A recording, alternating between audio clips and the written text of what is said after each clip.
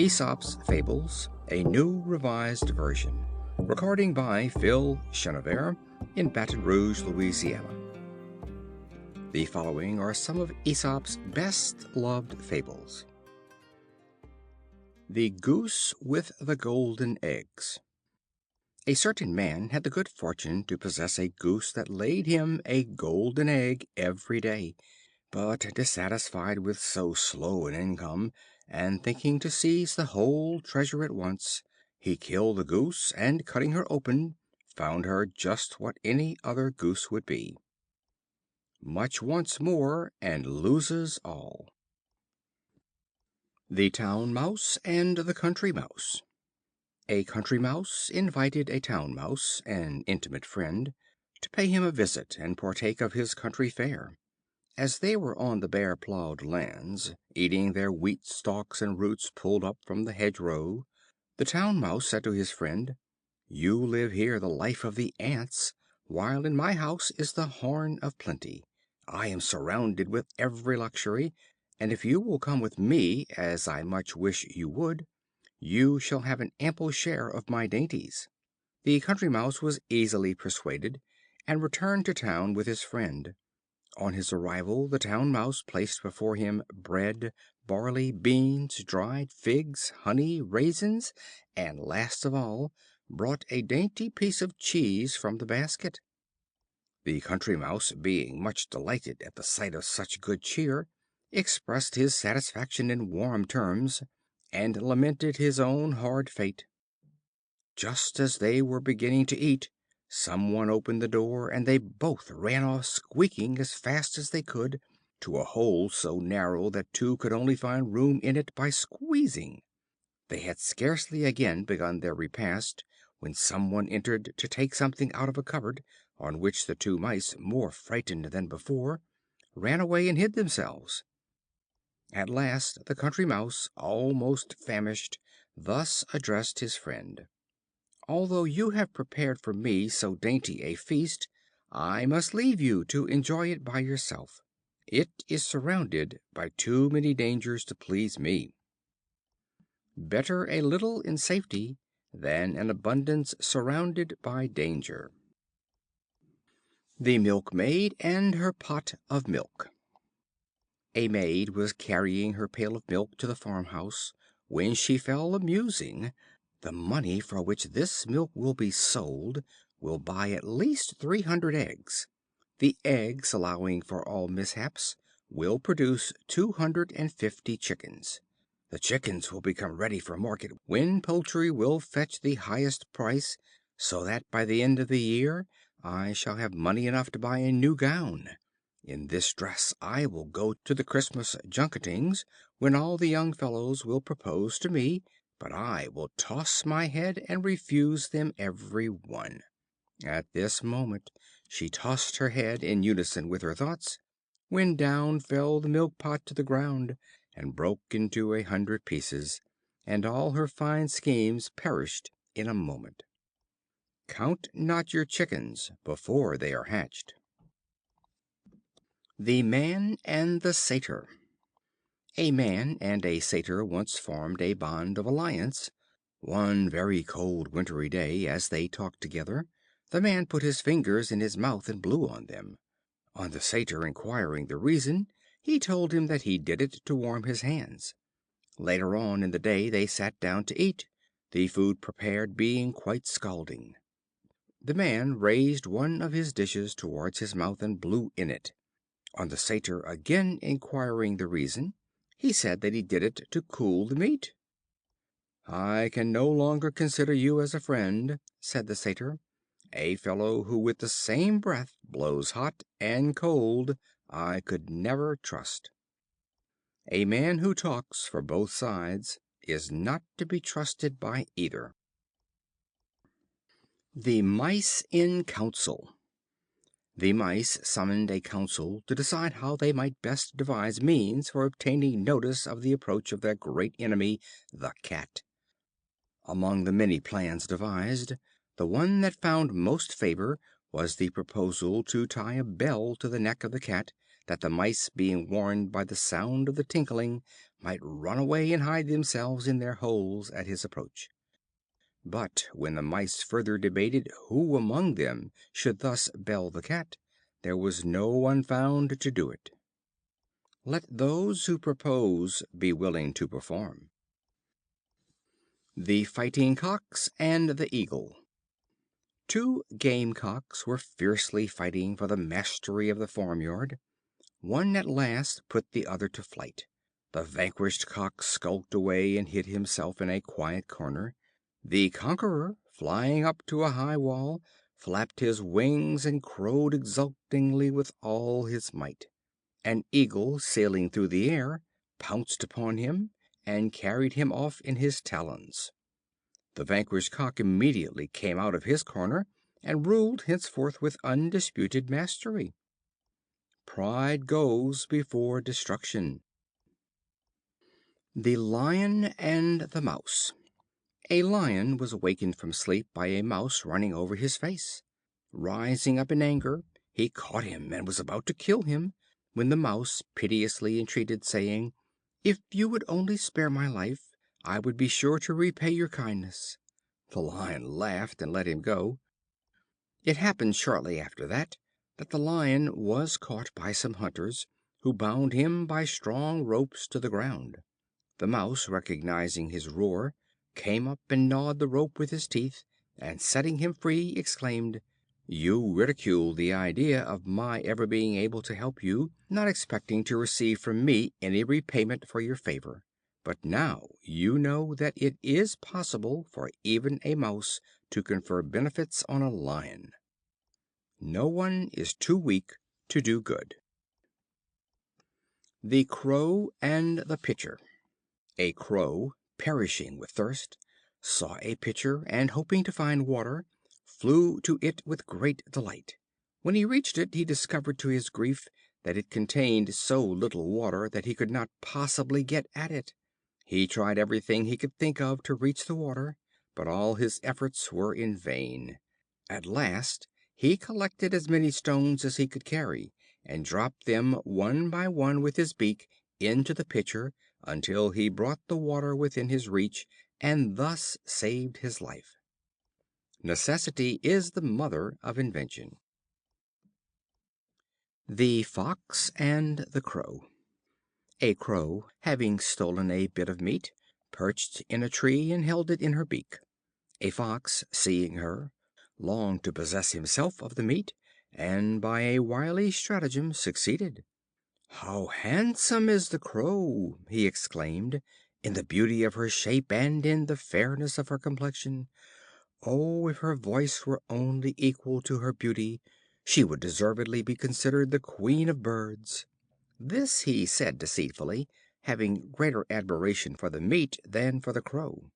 But the Crow, all her vanity aroused by the cunning flattery, and anxious to refute the reflection cast upon her voice, set up a loud caw and dropped the meat. The Fox quickly picked it up, and thus addressed the Crow: "My good Crow, your voice is right enough, but your wit is wanting. He who listens to flattery is not wise, for it has no good purpose." The Shepherd's Boy and Wolf. A shepherd boy, who watched a flock of sheep near a village, brought out the villagers 3 or 4 times by crying "Wolf, wolf!" and when his neighbors came to help him, laughed at them for their pains. The Wolf, however, did truly come at last. The shepherd boy, now really alarmed, shouted in an agony of terror, "Pray do come and help me! The Wolf is killing the sheep!" But no one paid any heed to his cries. There is no believing a liar, even when he speaks the truth. The Fox and the Grapes. A famished Fox saw some clusters of ripe black grapes hanging from a trellised vine.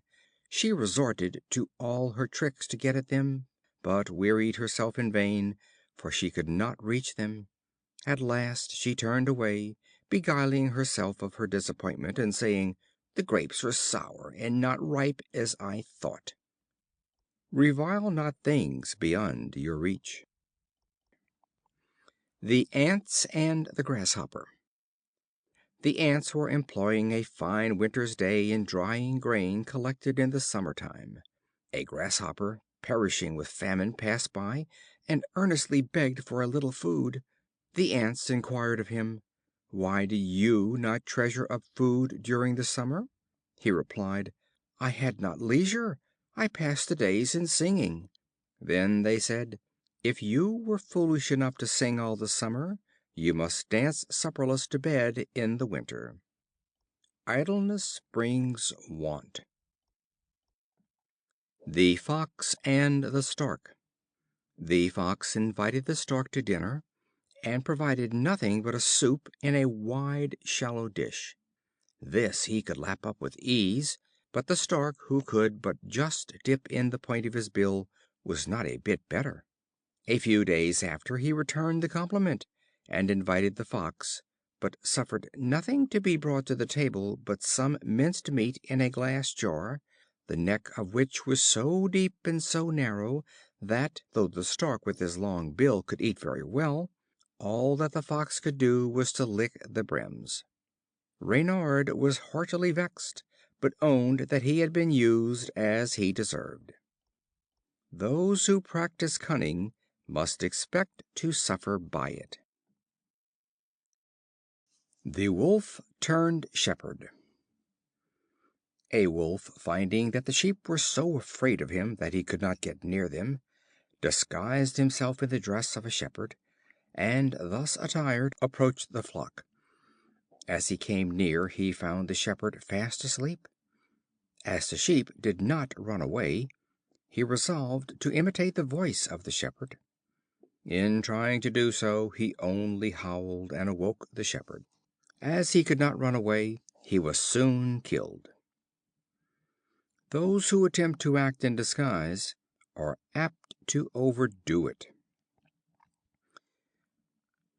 The Stag at the Pool.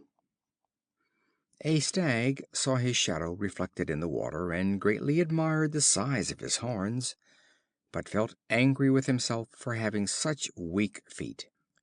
While he was thus contemplating himself, a Lion appeared at the pool. The Stag betook himself to flight, and kept himself with ease at a safe distance from the Lion, until he entered a wood and became entangled with his horns. The Lion quickly came up with him and caught him. When too late, he thus reproached himself: "Woe is me! How have I deceived myself? These feet which would have saved me I despised, and I gloried in these antlers which have proved my destruction." What is most truly valuable is often underrated. The Fox and the Mask. A Fox entered the house of an actor, and, rummaging through all his properties, came upon a mask, an admirable imitation of a human head. He placed his paws on it, and said: "What a beautiful head! Yet it is of no value, as it entirely wants brains. A fair face is of little use without sense." The Bear and the Fox. A Boar boasted very much of his philanthropy, saying that of all the animals he was the most tender in his regard for man, for he had such respect for him that he would not even touch his dead body. A Fox, hearing these words, said with a smile to the Bear: "Oh, that you would eat the dead and not the living!" We should not wait till a person is dead to give him our respect. The Wolf and the Lamb. A Wolf, meeting with a Lamb astray from the fold, resolved not to lay violent hands on him, but to find some plea which should justify to the Lamb himself his right to eat him. He then addressed him: "Sir, last year you grossly insulted me." "Indeed," bleated the Lamb in a mournful tone of voice, "I was not then born." "Then," said the Wolf, "you feed in my pasture." "No, good sir," replied the Lamb, "I have not yet tasted grass." Again said the Wolf: "You drink at my well." "No," exclaimed the Lamb, "I never yet drank water, for as yet my mother's milk is both food and drink to me." On which the Wolf seized him and ate him up, saying, "Well, I won't remain supperless, even though you refute every one of my imputations." The tyrant will always find a pretext for his tyranny, and it is useless for the innocent to try by reasoning to get justice, when the oppressor intends to be unjust. The One-Eyed Doe. A Doe, blind of an eye, was accustomed to graze as near to the edge of the sea as she possibly could, to secure greater safety. She turned her eye toward the land, that she might perceive the approach of a hunter or hound, and her injured eye toward the sea, from which she entertained no anticipation of danger. Some boatmen sailing by saw her, and taking a successful aim, mortally wounded her. Said she, "Oh, wretched creature that I am, to take such precaution against the land, and after all to find this seashore, to which I had come for safety, so much more perilous." Danger sometimes comes from a source that is least suspected. The Dog, Cock, and Fox. A Dog and a Cock, traveling together, took shelter at night in a thick wood. The Cock perched himself on a high branch, while the Dog found a bed at the foot of the tree. When morning dawned, the Cock, as usual, crowed very loudly. A Fox, hearing the sound, and wishing to make a breakfast on him, came and stood under the branches, saying how earnestly he desired to make the acquaintance of the owner of so sweet a voice. "If you will admit me," said he, "I should very much like to spend the day with you." The Cock said, "Sir, do me the favor to go round and wake up my porter, that he may open the door and let you in." On the Fox approaching the tree, the Dog sprang out and caught him and quickly tore him to pieces. Those who try to entrap others are often caught by their own schemes. The Mouse, the Frog, and the Hawk. A Mouse, by an unlucky chance, formed an intimate acquaintance with a Frog. The Frog, one day intent on mischief, bound the foot of the Mouse tightly to his own. Thus joined together, the Frog led his friend toward the pool in which he lived, until he reached the very brink, when suddenly jumping in, he dragged the Mouse in with him. The Frog enjoyed the water amazingly, and swam croaking about as if he had done a meritorious action. The unhappy Mouse was soon suffocated with the water, and his dead body floated about on the surface, tied to the foot of the Frog. A Hawk observed it, and pouncing upon it, carried it up aloft. The Frog, being still fastened to the leg of the Mouse, was also carried off a prisoner, and was eaten by the Hawk. Harm hatch, harm catch. The Dog and the Oyster. A Dog, used to eating eggs, saw an oyster, and opening his mouth to its widest extent, swallowed it down with the utmost relish, supposing it to be an egg. Soon afterwards, suffering great pain in his stomach, he said, "I deserve all this torment for my folly in thinking that everything round must be an egg. Who acts in haste repents at leisure." The Wolf and the Shepherds. A Wolf, passing by, saw some Shepherds in a hut eating for their dinner a haunch of mutton. Approaching them, he said, "What a clamor you would raise if I were to do as you are doing!" Men are too apt to condemn in others the very things they practice themselves. The Hares and the Frogs. The Hares, oppressed with a sense of their own exceeding timidity, and weary of the perpetual alarm to which they were exposed, with one accord determined to put an end to themselves and their troubles by jumping from a lofty precipice into a deep lake below. As they scampered off in a very numerous body to carry out their resolve, the Frogs, lying on the banks of the lake, heard the noise of their feet, and rushed helter-skelter to the deep water for safety. On seeing the rapid disappearance of the frogs, one of the Hares cried out to his companions: "Stay, my friends! Do not do as you intended, for you now see that other creatures who yet live are more timorous than ourselves." We are encouraged by seeing others that are worse off than ourselves. The Lion and the Boar. On a summer day, when the great heat induced a general thirst, a Lion and a Boar came at the same moment to a small well to drink. They fiercely disputed which of them should drink first, and were soon engaged in the agonies of a mortal combat. On their stopping on a sudden to take breath for the fierce renewal of the strife, they saw some vultures waiting in the distance to feast on the one which should fall first. They at once made up their quarrel, saying: "It is better for us to make friends than to become the food of crows or vultures, as will certainly happen if we are disabled."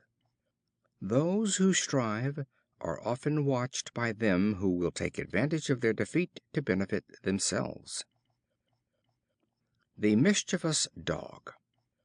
A Dog used to run up quietly to the heels of those he met, and to bite them without notice.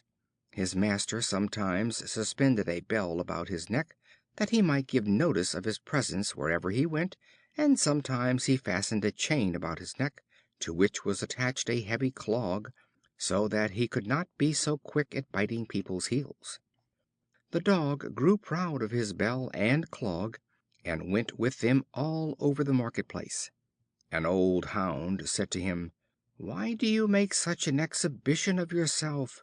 That bell and clog that you carry are not, believe me, orders of merit, but on the contrary marks of disgrace, a public notice to all men to avoid you as an ill-mannered dog." Those who achieve notoriety often mistake it for fame. The Quack Frog. A Frog once made proclamation to all the beasts that he was a learned physician, and able to heal all diseases. A Fox asked him: "How can you pretend to prescribe for others, and you are unable to heal your own lame gait and wrinkled skin?" Those who pretend that they can mend others should first mend themselves, and then they will be more readily believed. The Ass, the Fox, and the Lion. The Ass and the Fox, having entered into a partnership together, went out into the forest to hunt. They had not proceeded far when they met a Lion. The Fox approached the Lion, and promised to contrive for him the capture of the Ass, if he would pledge his word that his own life should be spared. On his assuring him that he would not injure him, the Fox led the Ass to a deep pit, and contrived that he would fall into it. The Lion, seeing that the Ass was secured, immediately clutched the Fox, and then attacked the Ass at his leisure. Traitors must expect treachery. The Wolf and the Sheep. A Wolf, being sick and maimed, called to a Sheep who was passing, and asked him to fetch some water from the stream. "For," he said, "if you will bring me drink, I will find means to provide myself with meat." "Yes," said the Sheep, "if I should bring you draught, you would doubtless make me provide the meat also." Hypocritical speeches are easily seen through. The Cock and the Jewel. A Cock, scratching for food for himself and his hens, found a precious stone, on which he said: "If thy owner had found thee, and not I, he would have taken thee up, and have set thee in the first estate. But I have found thee for no purpose. I would rather have one barley corn than all the jewels in the world." The Raven and the Swan. A Raven saw a Swan, and desired to secure for himself a like beauty of plumage. Supposing that his splendid white color arose from his washing in the water in which he swam, the Raven left the altars in the neighborhood of which he picked up his living, and took up his abode in the lakes and pools. But, cleansing his feathers as often as he would, he could not change their color, while, through want of food, he perished. Change of habit cannot alter nature. The Lioness. A controversy prevailed among the beasts of the field as to which of the animals deserved the most credit for producing the greatest number of whelps at a birth. They rushed clamorously into the presence of the Lioness, and demanded of her the settlement of the dispute. "And you," they said, "how many sons have you at a birth?" The Lioness laughed at them, and said, "Why, I have only one, but that one is altogether a thoroughbred lion." The value is in the worth, not in the number. The Two Pots. A river carried down in its stream two pots, one made of earthenware and the other of brass.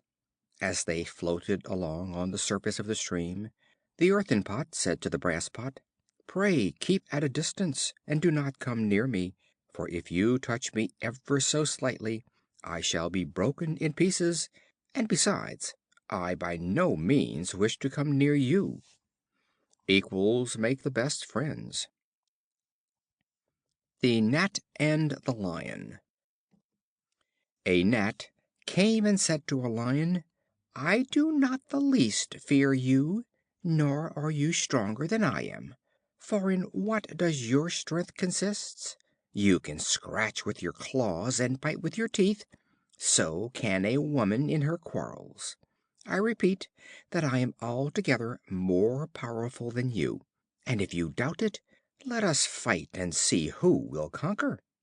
The Gnat, having sounded his horn, fastened itself upon the Lion and stung him on the nostrils. The Lion, trying to crush him, tore himself with his claws until he punished himself severely. The Gnat thus prevailed over the Lion, and buzzing about in a song of triumph, flew away. But shortly afterwards he became entangled in the meshes of a cobweb, and was eaten by a spider. He greatly lamented his fate, saying, "Woe is me, that I, who can wage war successfully with the hugest beasts, should perish myself from this spider." The Widow and her Little Maidens. A widow woman, fond of cleaning, had two little maidens to wait on her. She was in the habit of waking them early in the morning at cockcrow. The maidens, being aggrieved by such excessive labor, resolved to kill the cock who roused their mistress so early. When they had done this, they found that they had only prepared for themselves greater troubles, for their mistress, no longer hearing the cock, was unable to tell the time, and so woke them up to their work in the middle of the night. Unlawful acts to escape trials only increase our troubles. The Fox and the Lion. A Fox, who had never yet seen a Lion, when he fell in with him by a certain chance for the first time in the forest, was so frightened that he was near dying from fear. On his meeting with him for the second time, he was still much alarmed, but not to the same extent as at first. On seeing him the third time, he was so increased in boldness that he went up to him and commenced a familiar conversation with him. Acquaintance softens prejudices. The Monkey and the Dolphin. A sailor, bound on a long voyage, took with him a Monkey to amuse him while on shipboard. As he sailed off the coast of Greece, a violent tempest arose, in which the ship was wrecked, and he, his Monkey, and all the crew were obliged to swim for their lives. A Dolphin saw the Monkey contending with the waves, and supposing him to be a man, whom he is always said to befriend, came and placed himself under him, to convey him on his back in safety to the shore. When the Dolphin arrived with his burden in sight of land not far from Athens, he demanded of the Monkey if he were an Athenian, who answered that he was, and that he was descended from one of the noblest families in that city. The Dolphin then inquired if he knew Piraeus, the famous harbor of Athens. The Monkey, supposing that a man was meant, and being obliged to support his previous lie, answered that he knew him very well, and that he was an intimate friend, who would no doubt be very glad to see him. The Dolphin, indignant at these falsehoods, dipped the Monkey under the water and drowned him. He who once begins to tell falsehoods is obliged to tell others to make them appear true, and sooner or later they will get him into trouble. The Gamecocks and the Partridge. A man had two gamecocks in his poultry yard. One day, by chance, he fell in with a tame partridge for sale. He purchased it and brought it home, that it might be reared with his gamecocks. On its being put into the poultry yard, they struck at it and followed it about, so that the partridge was grievously troubled in mind, and supposed that he was thus badly treated because he was a stranger. Not long afterwards he saw the cocks fighting together, and not separating before one had well beaten the other. He then said to himself, "I shall no longer distress myself at being struck at by these gamecocks, when I see that they cannot even refrain from quarreling with each other." Strangers should avoid those who quarrel among themselves. The Boy and the Nettle. A Boy was stung by a Nettle. He ran home and told his mother, saying, "Although it pains me so much, I did but touch it ever so gently." "That was just it," said his mother, "which caused it to sting you. The next time you touch a Nettle, grasp it boldly, and it will be soft as silk to your hand, and not in the least hurt you. Whatever you do, do with all your might." The Trumpeter taken prisoner. A trumpeter, bravely leading on the soldiers, was captured by the enemy. He cried out to his captors, "Pray spare me, and do not take my life without cause or without injury. I have not slain a single man of your troop. I have no arms, and carry nothing but this one brass trumpet." "That is the very reason for which you should be put to death," they said. "For while you do not fight yourself, your loud trumpet stirs up all the other soldiers to battle." He who incites strife is as guilty as they who strive. The Fatal Marriage. The Lion, touched with gratitude by the noble procedure of a Mouse, and resolving not to be outdone in generosity by any wild beast whatsoever, desired his little deliverer to name his own terms, for that he might depend upon his complying with any proposal he should make. The Mouse, fired with ambition at this gracious offer, did not so much consider what was proper for him to ask, as what was in the powers of his Prince to grant, and so demanded his princely daughter, the young Lioness, in marriage. The Lion consented, but when he would have given the royal virgin into his possession, she, like a giddy thing as she was, not minding how she walked, by chance set her paw upon her spouse, who was coming to meet her, and crushed him to pieces. Beware of unequal matches. Alliances prompted by ambition often prove fatal.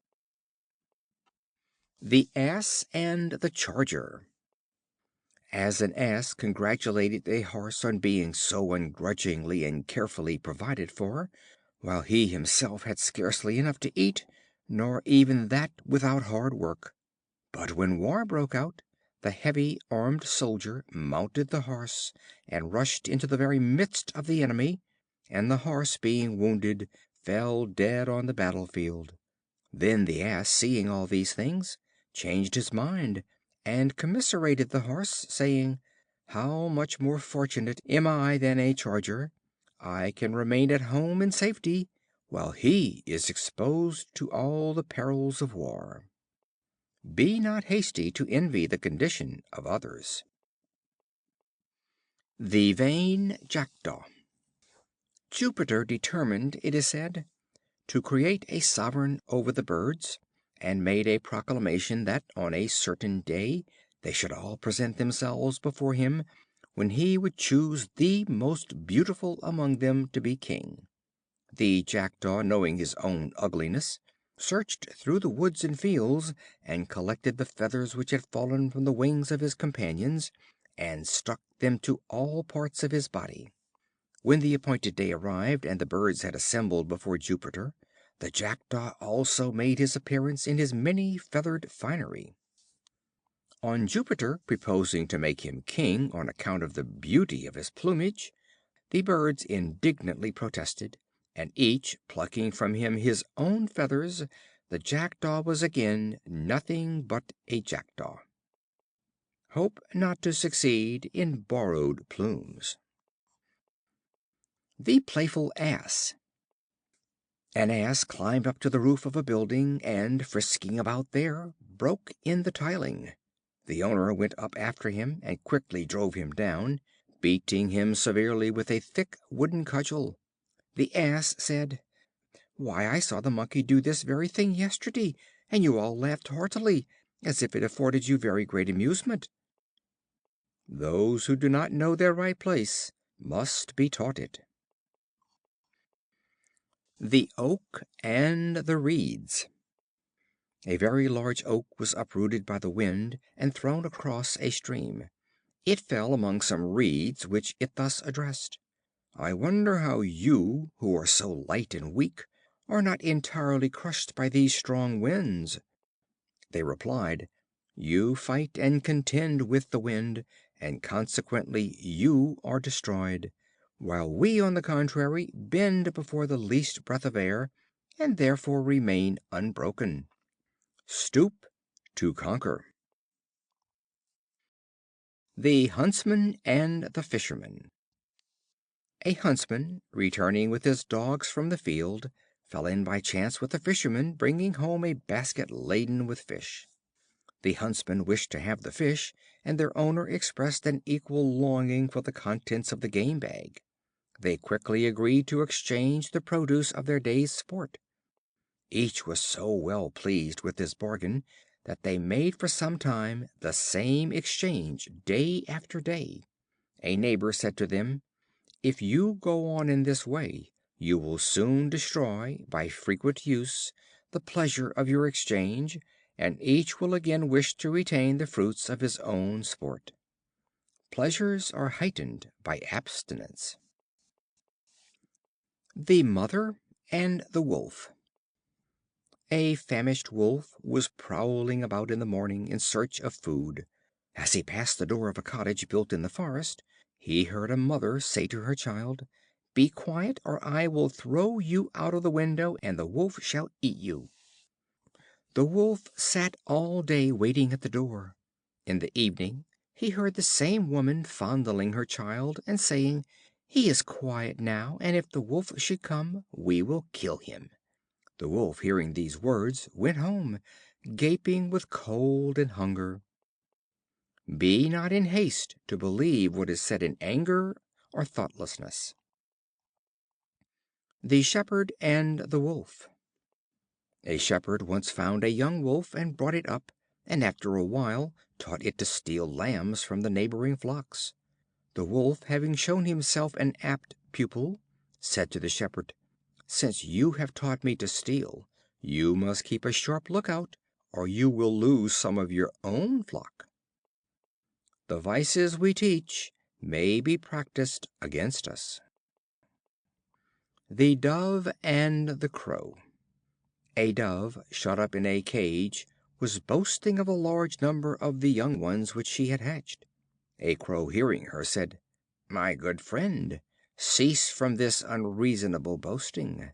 The larger the number of your family, the greater your cause of sorrow in seeing them shut up in this prison house.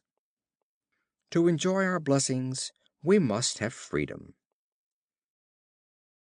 The Old Man and the Three Young Men. As an old man was planting a tree, three young men came along and began to make sport of him, saying: "It shows your foolishness to be planting a tree at your age. The tree cannot bear fruit for many years, while you must very soon die. What is the use of your wasting your time in providing pleasure for others to share long after you are dead?"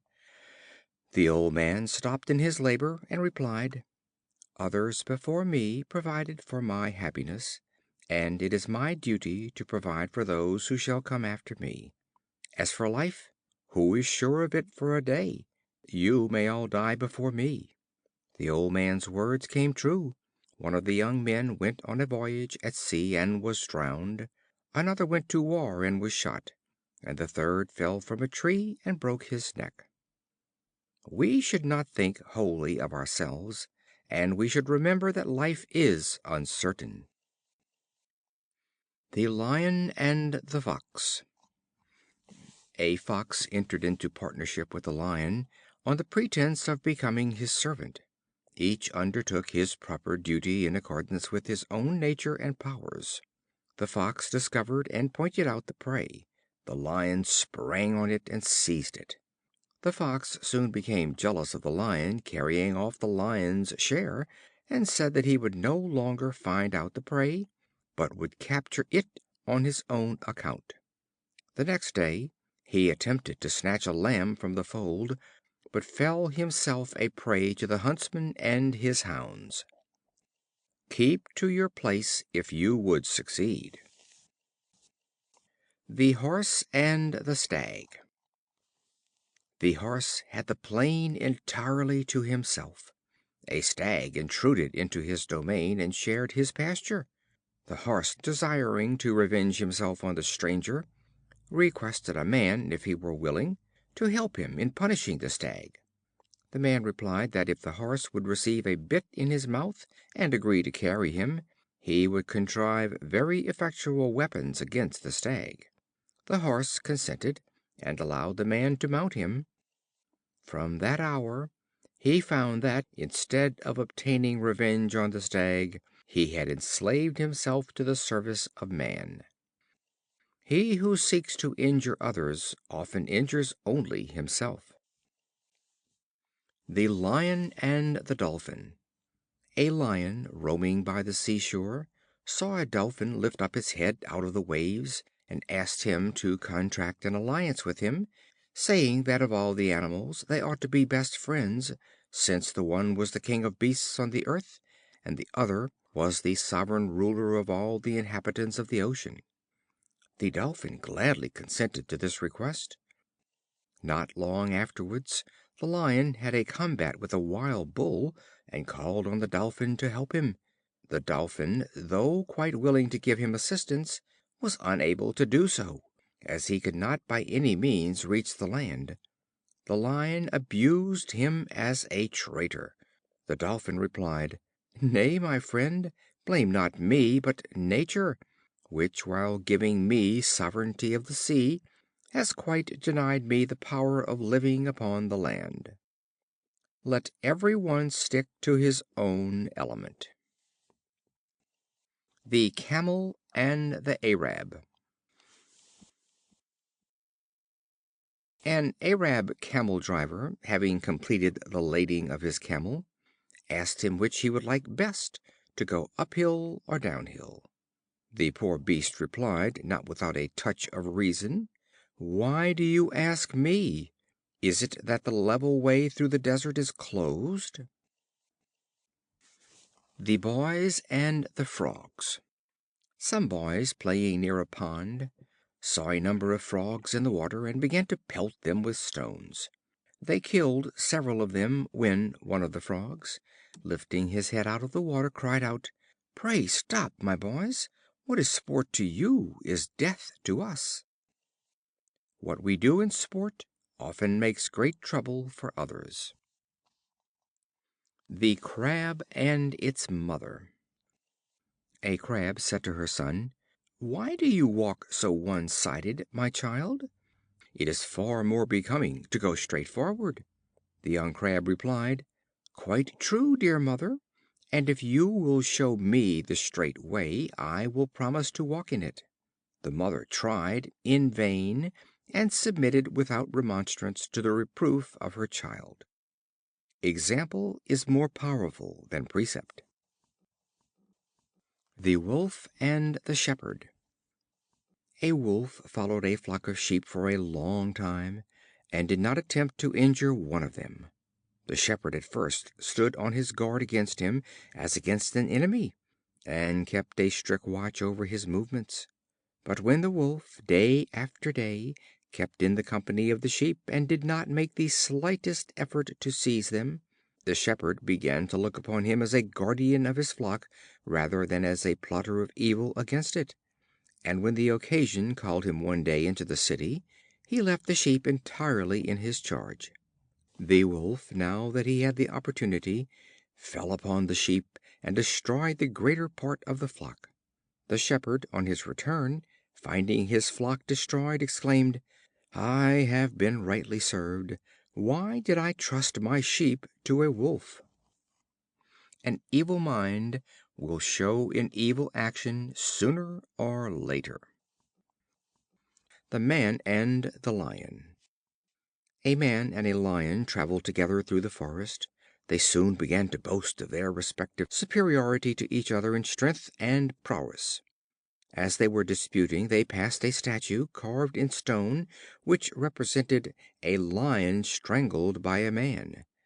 The traveler pointed to it and said, "See there, how strong we are, and how we prevail over even the king of beasts."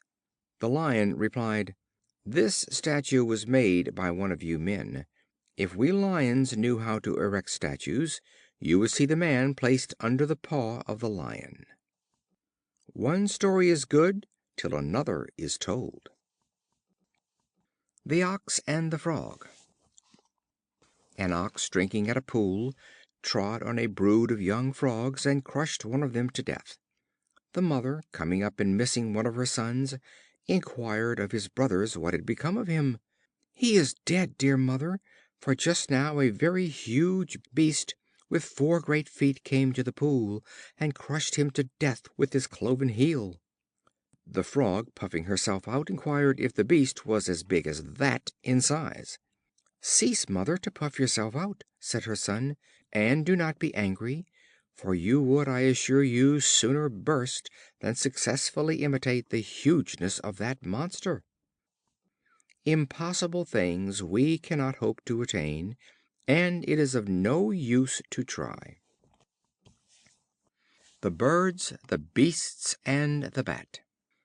The Birds waged war with the beasts, and each party were by turns the conquerors. A Bat, fearing the uncertain issues of the fight, always betook himself to that side which was the strongest. When peace was proclaimed, his deceitful conduct was apparent to both the combatants. He was driven forth from the light of day, and henceforth concealed himself in dark hiding places, flying always alone and at night. Those who practice deceit must expect to be shunned. The Charcoal Burner and the Fuller. A charcoal burner carried on his trade in his own house. One day he met a friend, a fuller, and entreated him to come and live with him, saying that they should be far better neighbors, and that their housekeeping expenses would be lessened. The fuller replied, "The arrangement is impossible as far as I am concerned, for whatever I should whiten, you would immediately blacken again with your charcoal." Like will draw like. The Bull and the Goat. A Bull, escaping from a Lion, entered a cave which some shepherds had lately occupied. A he goat was left in it, who sharply attacked him with his horns. The Bull quietly addressed him, "Butt away as much as you will. I have no fear of you, but of the Lion. Let that monster once go, and I will soon let you know what is the respective strength of a goat and a bull." It shows an evil disposition to take advantage of a friend in distress. The Horse and the Ass. A Horse, proud of his fine trappings, met an Ass on the highway. The Ass, being heavily laden, moved slowly out of the way. "Hardly," said the Horse, "can I resist kicking you with my heels." The Ass held his peace, and made only a silent appeal to the justice of the gods. Not long afterward, the Horse, having become broken winded, was sent by his owner to the farm. The Ass, seeing him drawing a dung cart, thus derided him: "Where, O boaster, are now all thy gay trappings, thou who art thyself reduced to the condition you so lately treated with contempt?" The Old Hound. A Hound who in the days of his youth and strength had never yielded to any beast of the forest, encountered in his old age a Boar in the chase. He seized him boldly by the ear, but could not retain his hold because of the decay of his teeth, so that the Boar escaped. His master, quickly coming up, was very much disappointed, and fiercely abused the dog. The Hound looked up and said: "It is not my fault, master. My spirit was as good as ever, but I could not help mine infirmities. I rather deserve to be praised for what I have been than to be blamed for what I am." No one should be blamed for his infirmities. The Wolf and the Lion. A Wolf, having stolen a lamb from a fold, was carrying him off to his lair. A Lion met him in the path, and, seizing the lamb, took it from him. The Wolf, standing at a safe distance, exclaimed: "You have unrighteously taken from me that which was mine." The Lion jeeringly replied: "It was righteously yours, eh? Was it the gift of a friend, or did you get it by purchase? If you did not get it in one way or the other, how then did you come by it? One thief is no better than another." The King's Son and the Painted Lion. A King who had only one son, fond of martial exercises, had a dream in which he was warned that his son would be killed by a Lion. Afraid lest the dream should prove true, he built for his son a pleasant palace, and adorned its walls for his amusement with all kinds of animals of the size of life, among which was the picture of a Lion. When the young Prince saw this, his grief at being thus confined burst out afresh, and standing near the Lion, he thus spoke: "O you most detestable of animals! Through a lying dream of my father's, which he saw in his sleep, I am shut up on your account in this palace as if I had been a girl. What shall I now do to you?"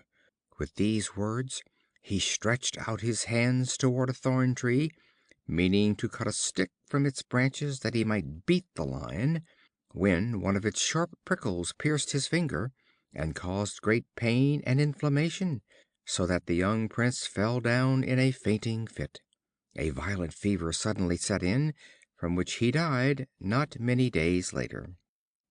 We had better bear our troubles bravely than try to escape them. The Trees and the Axe. A man came into a forest, and made a petition to the trees to provide him a handle for his axe. The trees consented to his request, and gave him a young ash tree. No sooner had the man fitted from it a new handle to his axe than he began to use it, and quickly felled with his strokes the noblest giants of the forest. An old oak, lamenting when too late the destruction of his companions, said to a neighboring cedar: "The first step has lost us all. If we had not given up the rights of the ash, we might yet have retained our own privileges, and have stood for ages. In yielding the rights of others, we may endanger our own." The Seaside Travelers.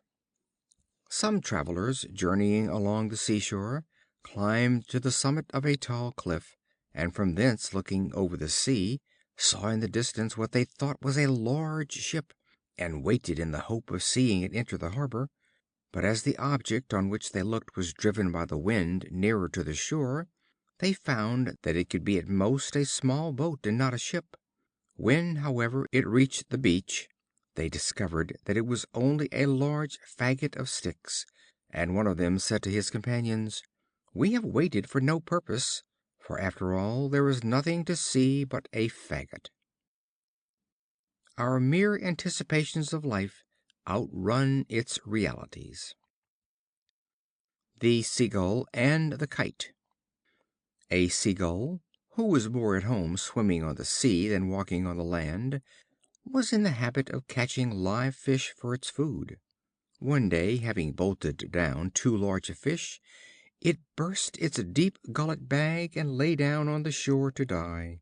A Kite, seeing him, and thinking him a land bird like itself, exclaimed, "You richly deserve your fate, for a bird of the air has no business to seek its food from the sea."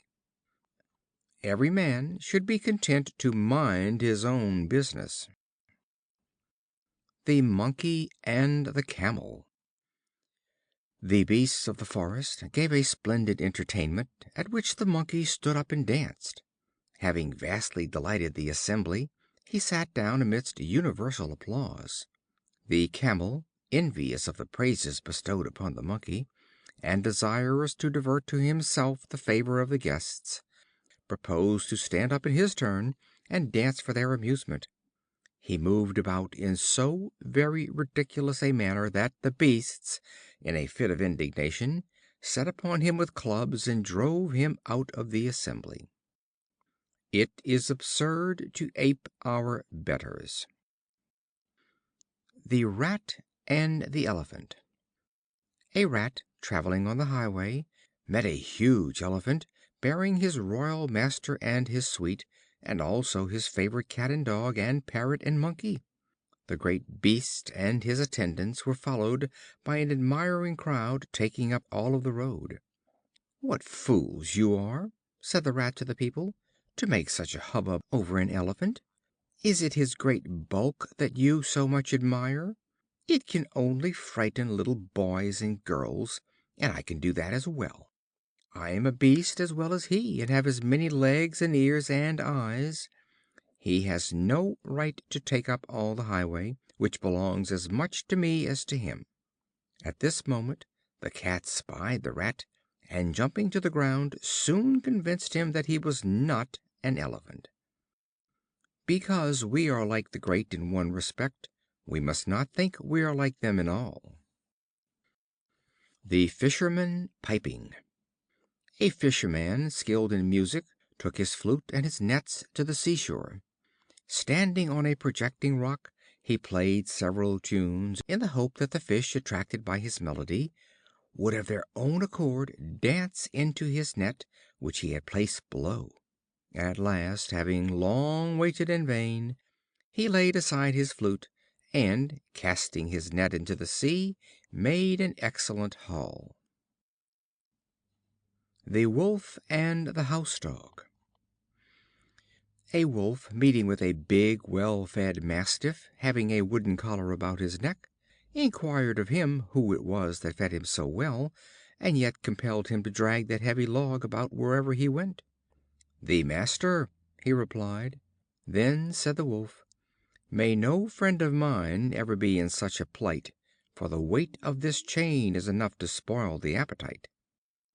Nothing can compensate us for the loss of our liberty. The Eagle and the Kite. An Eagle, overwhelmed with sorrow, sat upon the branches of a tree in company with a Kite. "Why," said the Kite, "do I see you with such a rueful look?" "I seek," she replied, "for a mate suitable for me, and am not able to find one." "Take me," returned the Kite. "I am much stronger than you are. Why, are you able to secure the means of living by your plunder? Well, I have often caught and carried away an ostrich in my talons." The Eagle, persuaded by these words, accepted him as her mate. Shortly after the nuptials, the Eagle said, "Fly off and bring me back the ostrich you promised me." The Kite, soaring aloft into the air, brought back the shabbiest possible mouse. "Is this," said the Eagle, "the faithful fulfillment of your promise to me?" The Kite replied, "That I might attain to your royal hand, there is nothing that I would not have promised, however much I knew that I must fail in the performance." Promises of a suitor must be taken with caution. The Dogs and the Hides. Some dogs, famished with hunger, saw some cowhides steeping in a river. Not being able to reach them, they agreed to drink up the river, but it fell out that they burst themselves with drinking long before they reached the hides. Attempt not impossibilities. The Fisherman and the Little Fish. A Fisherman who lived on the produce of his nets one day caught a single small fish as the results of his day's labor. The fish, panting convulsively, thus entreated for his life: "Oh, sir, what good can I be to you, and how little am I worth? I am not yet come to my full size. Pray spare my life and put me back into the sea.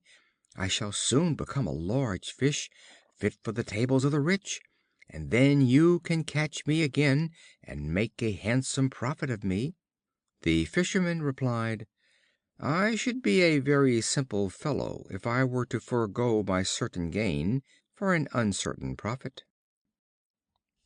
The Ass and his Purchaser. A man wished to purchase an Ass, and agreed with its owner that he should try him before he bought him. He took the Ass home and put him in the straw yard with his other Asses, upon which he left all the others and joined himself at once to the most idle and the greediest eater of them all. The man put a halter on him and led him back to his owner, saying: "I do not need a trial. I know that he will be just such another as the one whom he chose for his companion." A man is known by the company he keeps. The Shepherd and the Sheep. A Shepherd, driving his sheep to a wood, saw an oak of unusual size, full of acorns, and spreading his cloak under the branches, he climbed up into the tree and shook down the acorns. The sheep, eating the acorns, frayed and tore the cloak. The Shepherd, coming down and seeing what they had done, said: "Oh, you most ungrateful creatures! You provide wool to make garments for all other men, but you destroy the clothes of him who feeds you." The basest ingratitude is that which injures those who serve us. The Swallow and the Crow. The Swallow and the Crow had a contention about their plumage. The Crow put an end to the dispute by saying: "Your feathers are all very well in the spring, but mine protect me against the winter." Fine weather friends are not worth much. The Hen and the Golden Eggs. A Cottager and his wife had a Hen which laid every day a golden egg. They supposed that it must contain a great lump of gold in its inside, and killed it in order that they might get it, when to their surprise they found that the Hen differed in no respect from their other hens. The foolish pair, thus hoping to become rich all at once, deprived themselves of the gain of which they were day by day assured. The Old Man and Death. An old man was employed in cutting wood in the forest, and in carrying the faggots into the city for sale. One day, being very wearied with his long journey, he sat down by the wayside, and, throwing down his load, besought Death to come. Death immediately appeared in answer to his summons, and asked for what reason he had called him. The old man replied: "That, lifting up the load, you may place it again upon my shoulders." We do not always like to be taken at our word. The Fox and the Leopard. The Fox and the Leopard disputed which was the more beautiful of the two. The Leopard exhibited one by one the various spots which decorated his skin. The Fox, interrupting him, said: "And how much more beautiful than you am I, who am decorated not in body but in mind." People are not to be judged by their coats. The Mountain in labor.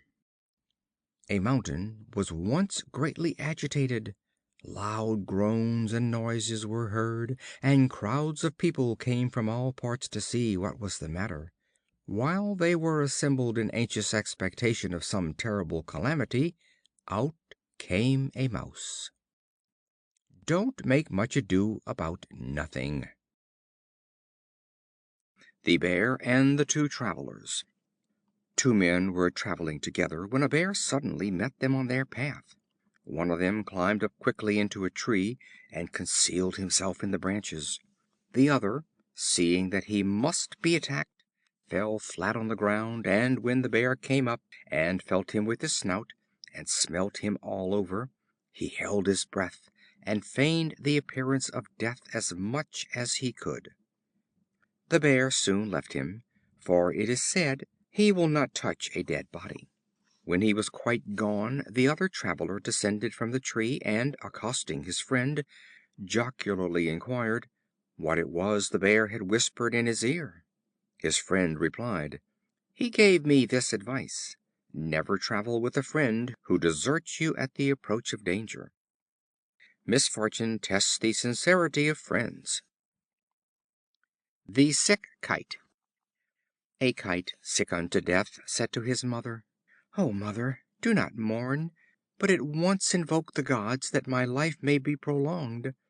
She replied, "Alas, my son, which of the gods do you think will pity you?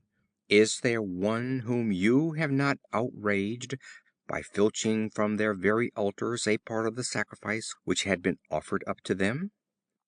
We must make friends in prosperity if we would have their help in adversity." The Wolf and the Crane. A Wolf, having a bone stuck in his throat, hired a Crane for a large sum to put her head into his throat and draw out the bone. When the Crane had extracted the bone and demanded the promised payment, the Wolf, grinning and grinding his teeth, exclaimed, "Why, you have surely already a sufficient recompense, in having been permitted to draw out your head in safety from the mouth and jaws of a wolf. In serving the wicked, expect no reward, and be thankful if you escape injury for your pains." The Cat and the Cock.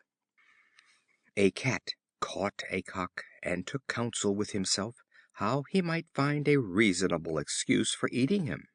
He accused him of being a nuisance to men, by crowing in the night time, and not permitting them to sleep. The Cock defended himself by saying that he did this for the benefit of men, that they might rise betimes for their labors. The Cat replied, "Although you abound in specious apologies, I shall not remain supperless," and he made a meal of him. It does no good to deny those who make false accusations knowingly. The Wolf and the Horse. A Wolf, coming out of a field of oats, met with a Horse, and thus addressed him: "I would advise you to go into that field. It is full of capital oats, which I have left untouched for you, as you are a friend the very sound of whose teeth it would be a pleasure to me to hear." The Horse replied, "If oats had been the food for wolves, you would never have indulged your ears at the cost of your belly." Men of evil reputation, when they perform a good deed, fail to get credit for it. The Two Soldiers and the Robber. Two soldiers, traveling together, were set upon by a robber. The one fled away, the other stood his ground, and defended himself with his stout right hand. The robber being slain, the timid companion runs up and draws his sword, and then, throwing back his traveling cloak, says, "I'll be at him, and I'll take care he shall learn whom he has attacked." On this, he who had fought with the robber made answer, "I only wish that you had helped me just now, even if it had only been with those words, for I should have been the more encouraged, believing them to be true. But now put up your sword in its sheath, and hold your equally useless tongue, till you can deceive others who do not know you. I, indeed, who have experienced with what speed you ran away, know right well that no dependence can be placed on your valor. When a coward is once found out, his pretensions of valor are useless." The Monkey and the Cat. A monkey and a cat lived in the same family, and it was hard to tell which was the greatest thief. One day, as they were roaming about together, they spied some chestnuts roasting in the ashes. "Come," said the cunning monkey, "we shall not go without our dinner today. Your claws are better than mine for the purpose. You pull them out of the hot ashes, and you shall have half." Pussy pulled them out one by one, burning her claws very much in doing so. When she had stolen them all, she found that the monkey had eaten every one. A thief cannot be trusted even by another thief.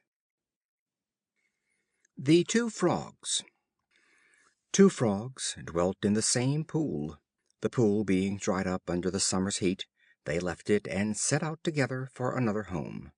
As they went along, they chanced to pass a deep well, amply supplied with water, on seeing which one of the Frogs said to the other, "Let us descend and make our abode in this well." The other replied with greater caution, "But suppose the water should fail us, how can we get out again from so great a depth?" Do nothing without a regard to the consequences. The Vine and the Goat.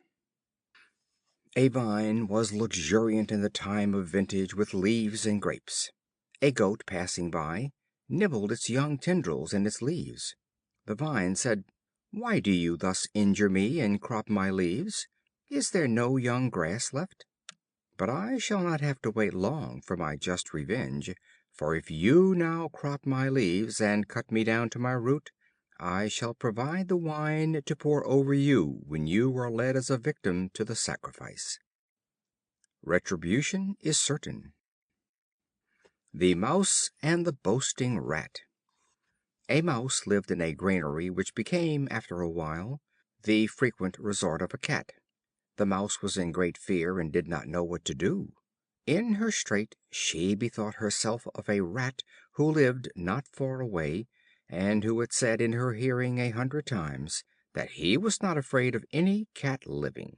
She resolved to visit the bold Rat, and ask him to drive the Cat away. She found the Rat in his hold, and, relating her story, besought his help. "Pooh!" said the Rat, "you should be bold as I am. Go straight about your affairs, and do not mind the Cat. I will soon follow you and drive him away."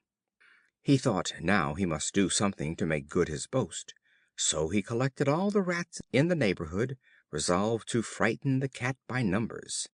But when they all came to the granary, they found that the Cat had already caught the foolish Mouse, and a single growl from him sent them all scampering to their holes.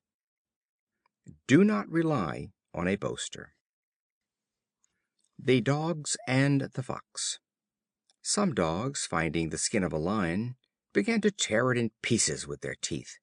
A Fox, seeing them, said, "If this lion were alive, you would soon find out that his claws were stronger than your teeth." It is easy to kick a man that is down. The Thief and the House Dog. A Thief came in the night to break into a house. He brought with him several slices of meat, that he might pacify the House Dog, so that he should not alarm his master by barking. As the Thief threw the pieces of meat, the Dog said, "If you think to stop my mouth, to relax my vigilance, or even to gain my regard by these gifts, you are greatly mistaken. This sudden kindness at your hands will only make me more watchful, lest under these unexpected favors to myself you have some private ends to accomplish for your own benefit, and for my master's injury. Besides, this is not the time that I am usually fed, which makes me all the more suspicious of your intentions." He who offers bribes needs watching, for his intentions are not honest. The Sick Stag. A sick Stag lay down in a quiet corner of his pasture ground. His companions came in great numbers to inquire after his health, and each one helped himself to a share of the food which had been placed for his use, so that he died, not from his sickness, but from the failure of the means of living. Evil companions bring more hurt than profit. The Fowler and the Ringdove. A Fowler took his gun and went into the woods a shooting. He spied a ringdove among the branches of an oak, and intended to kill it. He clapped the piece to his shoulder and took his aim accordingly, but just as he was going to pull the trigger, an adder which he had trod upon under the grass stung him so painfully in the leg that he was forced to quit his design, and threw his gun down in a passion. The poison immediately infected his blood, and his whole body began to mortify, which, when he perceived, he could not help owning it to be just. Fate, said he, has brought destruction upon me, while I was contriving the death of another. Men often fall into the trap which they prepare for others. The Kid and the Wolf. A Kid, returning without protection from the pasture, was pursued by a Wolf. He turned round and said to the Wolf, "I know, friend Wolf, that I must be your prey, but before I die I would ask of you one favor, that you will play me a tune to which I can dance." The Wolf complied, and while he was piping and the Kid was dancing, the hounds, hearing the sound, came up and gave chase to the Wolf. The Wolf, turning to the Kid, said, "It is just what I deserve, for I, who am only a butcher, should not have turned piper to please you." Everyone should keep his own colors. The Blind Man and the Whelp. A blind man was accustomed to distinguishing different animals by touching them with his hands. The whelp of a wolf was brought him, with a request that he would feel it and say what it was. He felt it, and being in doubt, said, "I do not quite know whether it is the cub of a fox or the whelp of a wolf, but this I know full well, that it would not be safe to admit him to the sheepfold." Evil tendencies are shown early in life. The Geese and the Cranes. The Geese and the Cranes fed in the same meadow.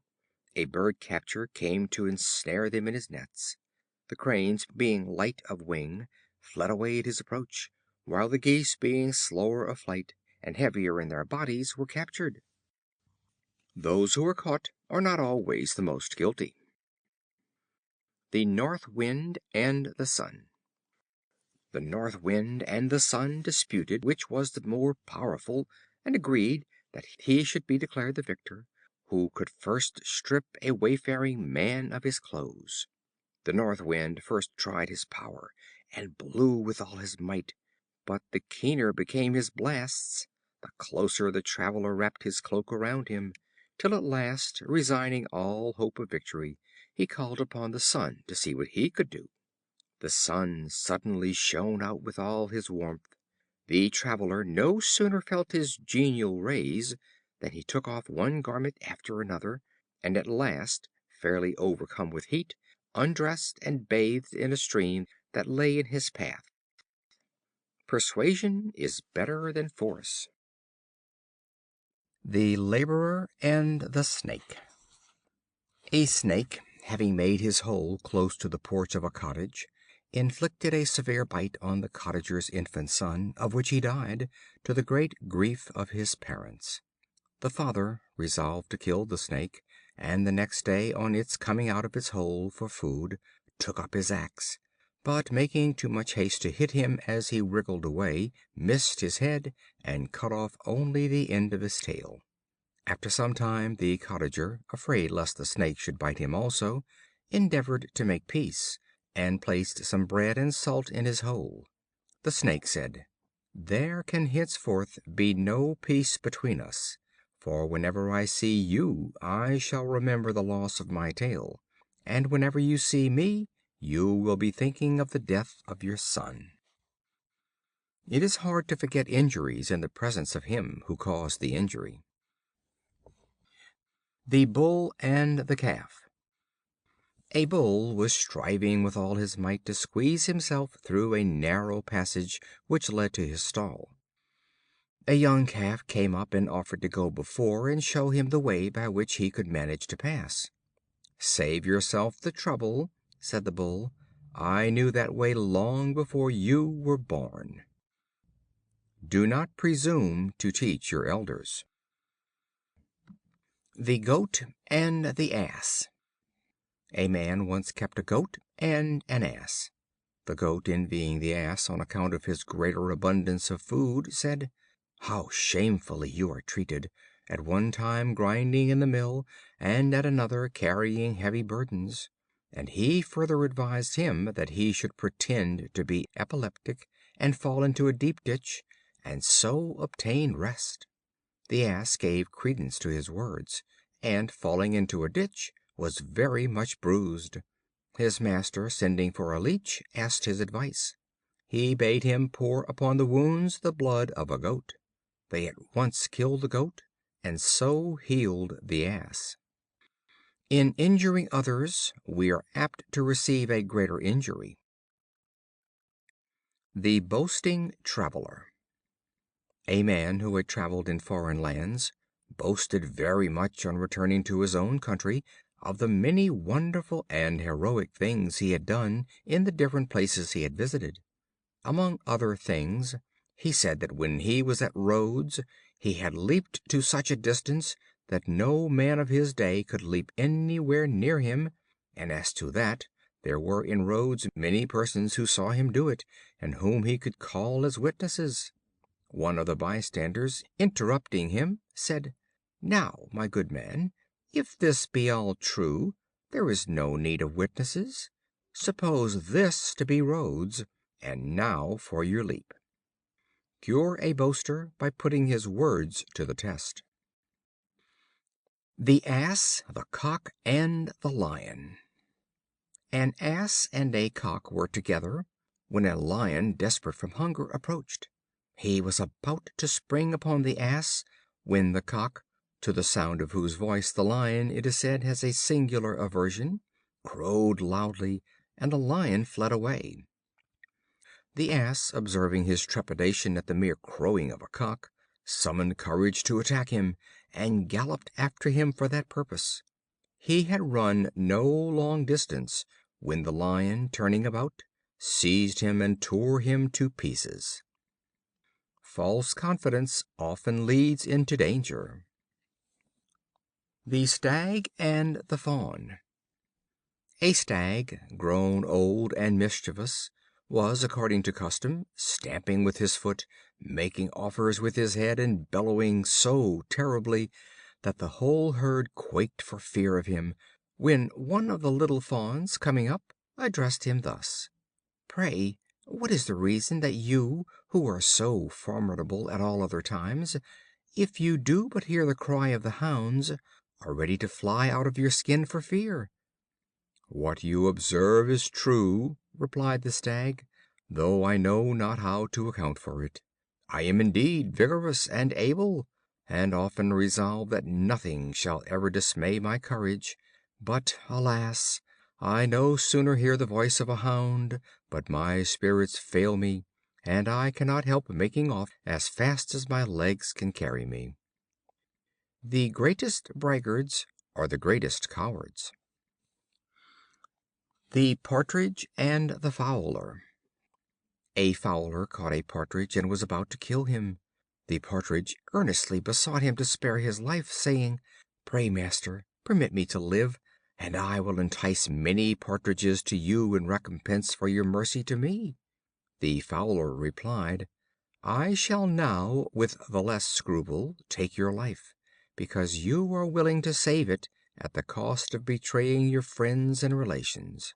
And without more ado he twisted his neck, and put him in his bag with his other game. Those who would sacrifice their friends to save themselves from harm are not entitled to mercy.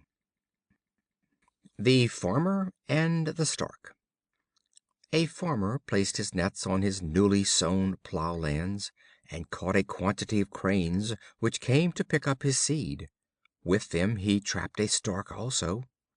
The Stork, having his leg fractured by the net, earnestly besought the Farmer to spare his life. "Pray save me, master," he said, "and let me go free this once. My broken limb should excite your pity, Besides, I am no crane, I am a stork, a bird of excellent character, and see how I love and slave for my father and mother. Look, too, at my feathers, they are not the least like to those of a crane." The farmer laughed aloud and said, "It may be all as you say. I only know this: I have taken you with these robbers the cranes, and you must die in their company." Birds of a feather flock together. The Ass and his Driver. An Ass, being driven along the high road, suddenly started off and bolted to the brink of a deep precipice. When he was in the act of throwing himself over, his owner seized him by the tail, endeavoring to pull him back. The Ass persisted in his effort. The man let him go and said, "Conquer, but conquer to your cost." The perverse generally come to harm. The Hare and the Hound.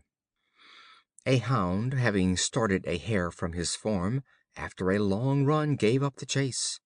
A Goatherd, seeing him stop, mocked him, saying, "The little one is the best runner of the two." The Hound replied, "You do not see the difference between us. I was only running for a dinner, but he for his life."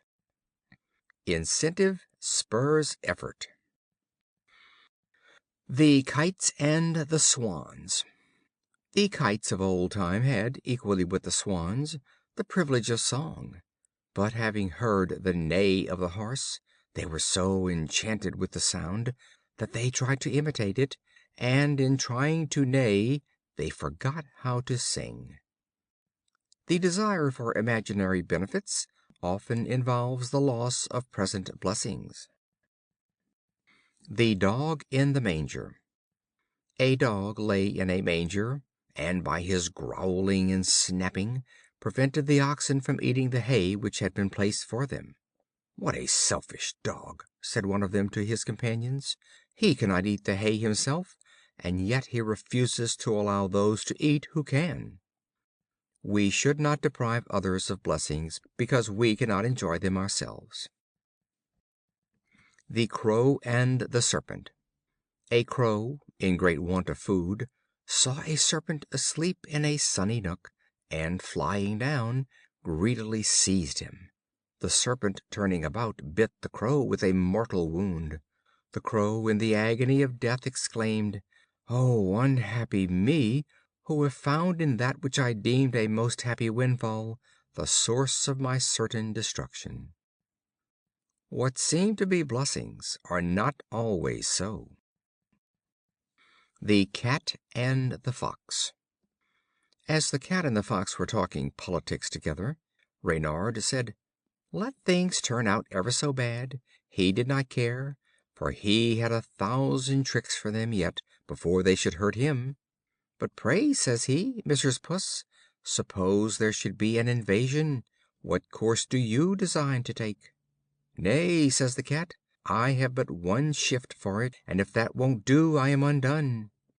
"I am sorry for you," replies Reynard, "with all my heart, and would gladly help you; but indeed, neighbor, as times go, it is not good to trust. We must even be every one for himself, as the saying is." These words were scarcely out of his mouth when they were alarmed with a pack of hounds that came upon them in full cry. The Cat, by the help of her single shift, ran up a tree, and sat securely among the top branches, from whence she beheld Reynard, who had not been able to get out of sight, overtaken with his 1,000 tricks, and torn in as many pieces by the dogs which had surrounded him. A little common sense is often of more value than much cunning. The Eagle and the Arrow. An Eagle sat on a lofty rock, watching the movements of a Hare, whom he sought to make his prey. An archer, who saw him from a place of concealment, took an accurate aim and wounded him mortally. The Eagle took one look at the arrow that had entered his heart, and saw in that single glance that its feathers had been furnished by himself. "It is a double grief to me," he exclaimed, that I should perish by an arrow feathered from my own wings. The misfortunes arising from a man's own misconduct are the hardest to bear. The dog invited to supper. A gentleman, having prepared a great feast, invited a friend to supper, and the gentleman's dog, meeting the friend's dog, "Come," said he, "my good fellow, and sup with us tonight." The dog was delighted with the invitation, and as he stood by and saw the preparations for the feast, said to himself, "Capital fare indeed! This is in truth good luck. I shall revel in dainties, and I will take good care to lay in an ample stock tonight, for I may have nothing to eat tomorrow." As he said this to himself, he wagged his tail, and gave a sly look at his friend who had incited him. But his tail wagging to and fro caught the cook's eye, who, seeing a stranger, straightway seized him by the legs, and threw him out the window to the street below. When he reached the ground, he set off yelping down the street, upon which the neighbors' dogs ran up to him, and asked him how he liked his supper. "In faith," said he, with a sorry smile, "I hardly know, for we drank so deeply that I can't even tell you which way I got out." Those who enter by the back stairs must not complain if they are thrown out by the window. The Frogs asking for a king. The Frogs, grieved at having no established ruler, sent ambassadors to Jupiter entreating for a king. He, perceiving their simplicity, cast down a huge log into the lake. The Frogs, terrified at the splash occasioned by its fall, hid themselves in the depth of the pool. But no sooner did they see that the huge log continued motionless, than they swam again to the top of the water, dismissed their fears, and came so to despise it as to climb up and to squat upon it. After some time they began to think themselves ill treated in the appointment of so inert a ruler, and sent a second deputation to Jupiter to pray that he would set over them another sovereign. He then gave them an eel to govern them. When the Frogs discovered his easy good nature, they yet a third time sent to Jupiter to beg that he would once more choose for them another king. Jupiter, displeased at their complaints, sent a Heron, who preyed upon the Frogs day by day, till there were none left to complain. When you seek to change your condition, be sure that you can better it. The Prophet. A Wizard, sitting in the marketplace, told the fortunes of the passers by. A person ran up in great haste, and announced to him that the doors of his house had been broken open, and that all his goods were being stolen. He sighed heavily, and hastened away as fast as he could run. A neighbor saw him running, and said, "Oh, you follow those? You say you can foretell the fortunes of others. How is it you did not foresee your own?" The Dog and his Master's Dinner. A Dog had been taught to take his master's dinner to him every day. As he smelled the good things in the basket, he was sorely tempted to taste them, but he resisted the temptation, and continued day after day to carry the basket faithfully. One day all the dogs in the neighborhood followed him with longing eyes and greedy jaws, and tried to steal the dinner from the basket. At first the faithful dog tried to run away from them, but they pressed him so close that at last he stopped to argue with them. This was what the thieves desired, and they soon ridiculed him to that extent that he said, "Very well, I will divide with you," and he seized the best piece of chicken in the basket, and left the rest for the others to enjoy. He who stops to parley with temptation will be very likely to yield. The Buffoon and the Countryman. A rich nobleman once opened the theater to the public without charge, and gave notice that he would handsomely reward any one who would produce a new amusement. A Buffoon, well known for his jokes, said that he had a kind of entertainment that had never been produced in a theater. This report being spread about, created a great stir in the place, and the theater was crowded to see the new entertainment. The buffoon appeared, and imitated the squeaking of a little pig so admirably with his voice, that the audience declared that he had a porker under his cloak, and demanded that it should be shaken out. When that was done, and yet nothing was found, they cheered the actor with the loudest applause. A countryman in the crowd proclaimed that he would do the same thing on the next day. On the morrow a still larger crowd assembled in the theater. Both of the performers appeared on the stage. The buffoon grunted and squeaked, and obtained, as on the preceding day, the applause and cheers of the spectators. Next the countryman commenced, and pretending that he concealed a little pig beneath his clothes, which in truth he did, contrived to lay hold of and to pull his ear, when he began to squeak. The crowd, however, cried out that the buffoon had given a far more exact imitation.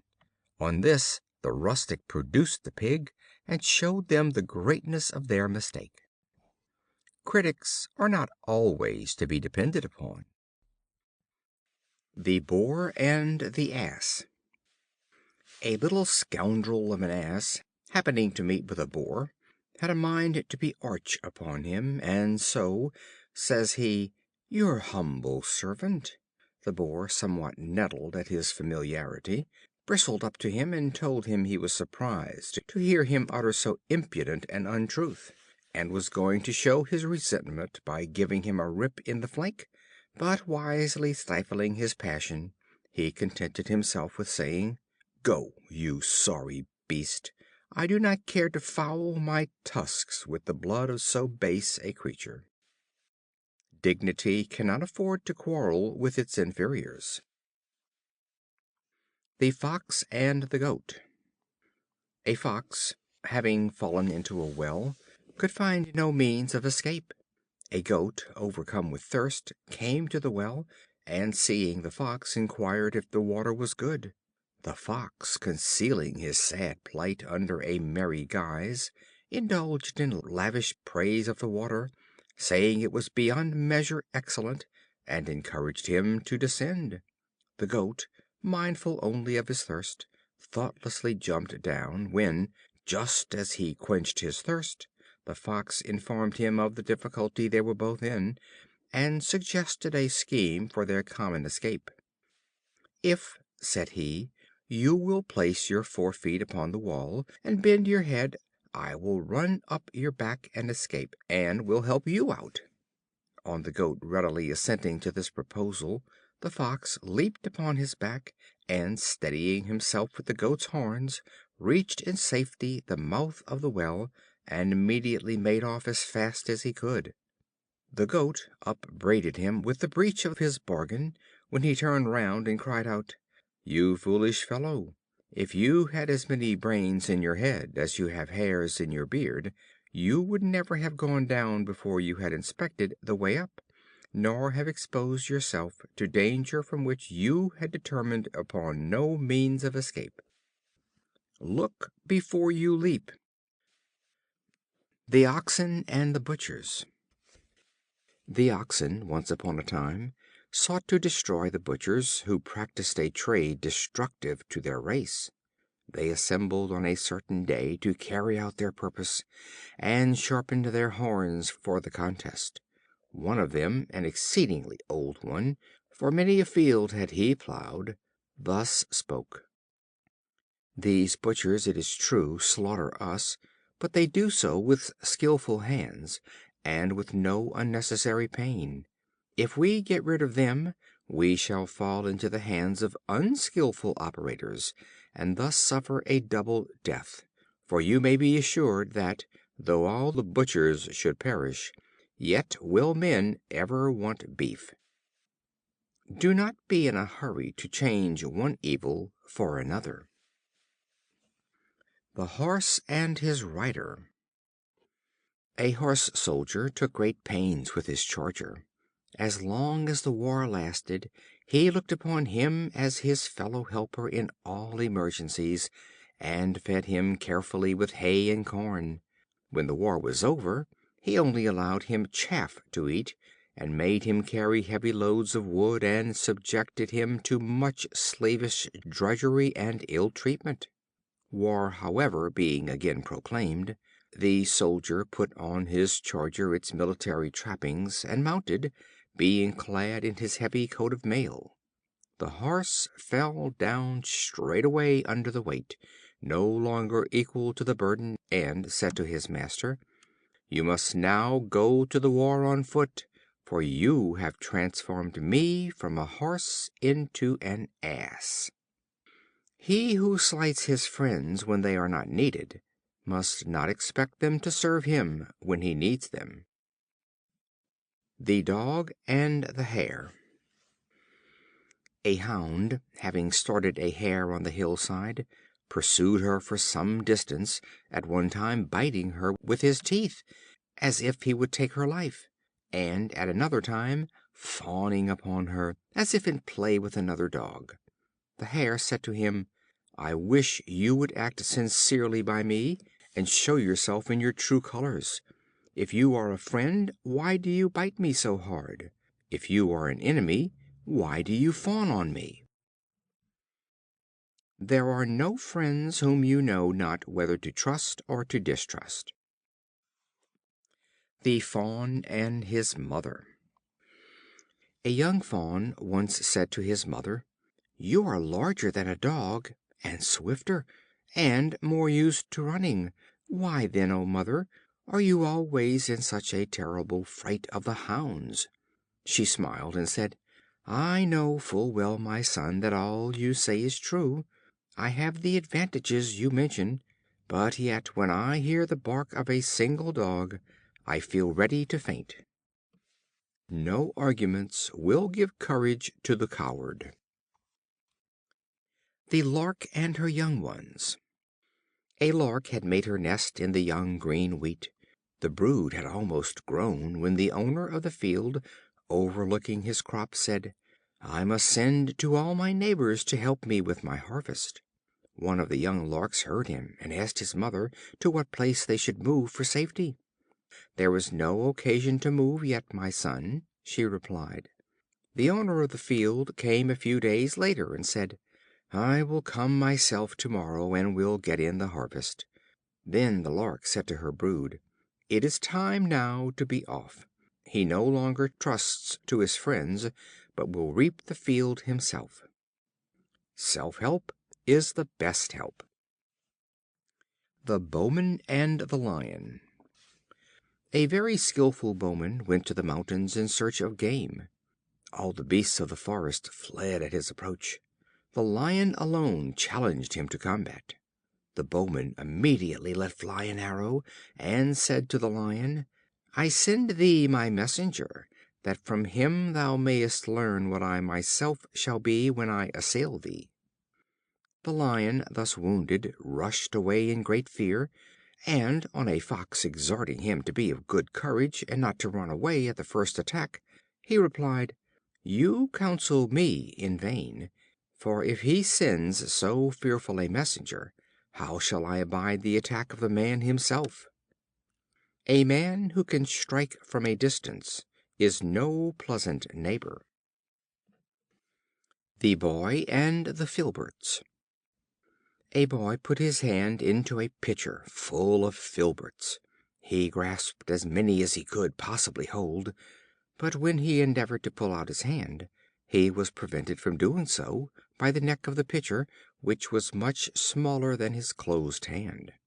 Unwilling to lose his filberts, and yet unable to withdraw his hand, he burst into tears, and bitterly lamented his disappointment. A bystander said to him, "Be satisfied with half the quantity, and you will readily draw out your hand." Do not attempt too much at once. The Woman and her Hen. A woman possessed a Hen that gave her an egg every day.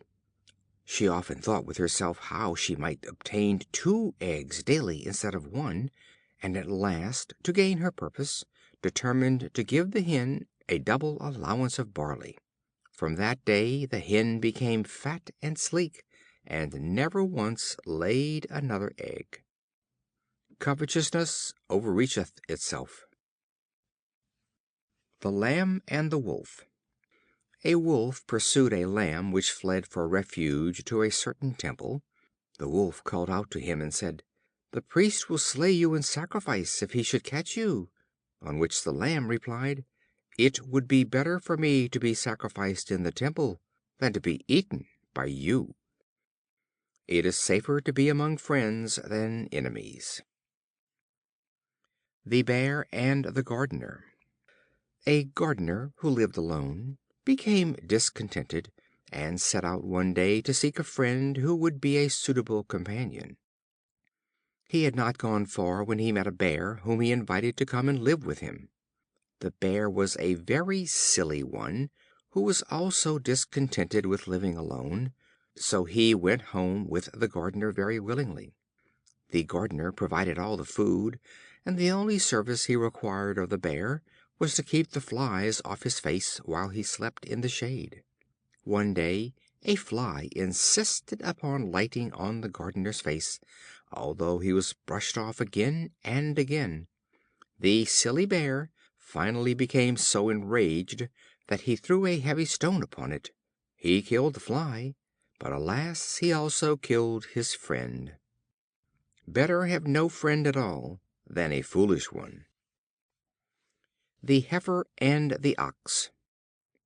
A Heifer saw an Ox hard at work, harnessed to a plough, and tormented him with the reflections on his unhappy fate in being compelled to labor. Shortly afterward, at the harvest home, the owner released the Ox from his yoke, but bound the Heifer with cords, and led her away to the altar to be slain in honor of the festival. The Ox saw what was being done, and said to the Heifer, "For this you were allowed to live in idleness, because you were presently to be sacrificed." The lives of the idle can best be spared. The Eagle and the Fox. An Eagle and a Fox formed an intimate friendship, and decided to live near each other. The Eagle built her nest in a tall tree, while the Fox crept into the underwood and there produced her young. Not long after, when the Fox was ranging for food, the Eagle, being in want of provision for her young ones, swooped down and seized one of the little cubs, and feasted herself and brood. The Fox, on her return, discovering what had happened, was less grieved for the death of her young than for her inability to avenge them. A just retribution, however, quickly fell upon the Eagle.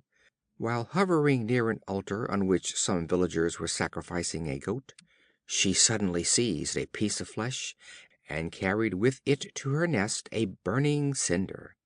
A strong breeze soon fanned the spark into a flame, and the eaglets, as yet unfledged and helpless, were roasted in their nest, and dropped down dead at the bottom of the tree. The Fox gobbled them up in the sight of the Eagle. The tyrant is never safe from those whom he oppresses. The Hawk and the Nightingale. A Nightingale, sitting aloft upon an oak, was seen by a Hawk, who made a swoop down and seized him. The Nightingale earnestly besought the Hawk to let him go, saying that he was not big enough to satisfy the hunger of a Hawk who ought to pursue the larger birds. The Hawk said, "I should indeed have lost my senses if I should let go food ready to my hand, for the sake of pursuing birds which are not yet even within sight. A bird in the hand is worth two in the bush." The Hen and the Swallow. A Hen, finding the eggs of a viper, and carefully keeping them warm, nourished them into life. A Swallow, observing what she had done, said, "You silly creature, why have you hatched these vipers, which, when they shall have grown, will surely inflict injury on all of us, beginning with yourself? If we nourish evil, it will sooner or later turn upon us." The Herdsman and the Lost Bull.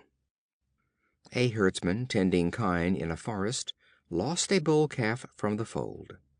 After a long and fruitless search, he made a vow that if he could only discover the thief who had stolen the calf, he would offer a lamb in sacrifice to the guardian deities of the forest. Not long afterwards, as he ascended a small hillock, he saw at its foot a lion feeding on the calf. Terrified at the sight, he lifted his eyes and his hands to heaven and said, "Just now I vowed to offer a lamb to the guardian deities of the forest if I could only find out who had robbed me. But now that I have discovered the thief, I would willingly add a full-grown bull to the calf I have lost, and give them both to the guardians of the forest, if I may only secure my own escape from this terrible lion in safety." That which we are anxious to find, we are sometimes even more anxious to escape from when we have succeeded in finding it. The Hawk, the Kite, and the Pigeons.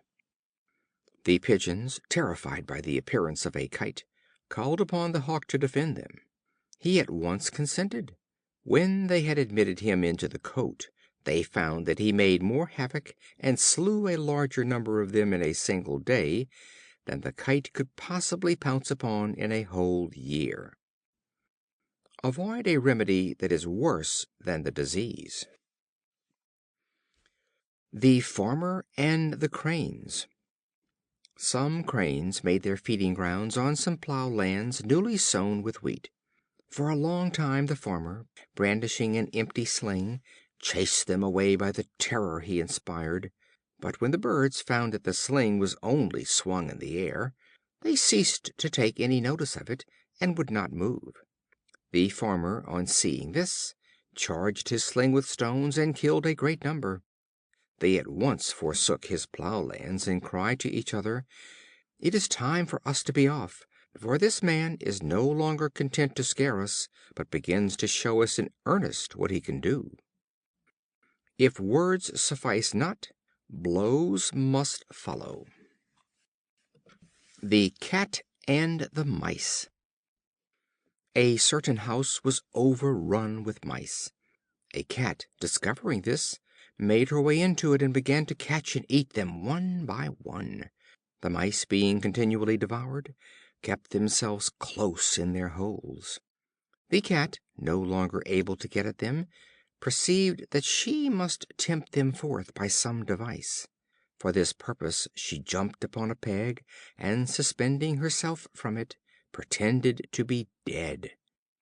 When the mice came near, she pounced upon them and killed a great number. Pleased with the success of this trick, she tried another. She whitened herself with flour, and lay still on the heap of bags, as though she was one of them.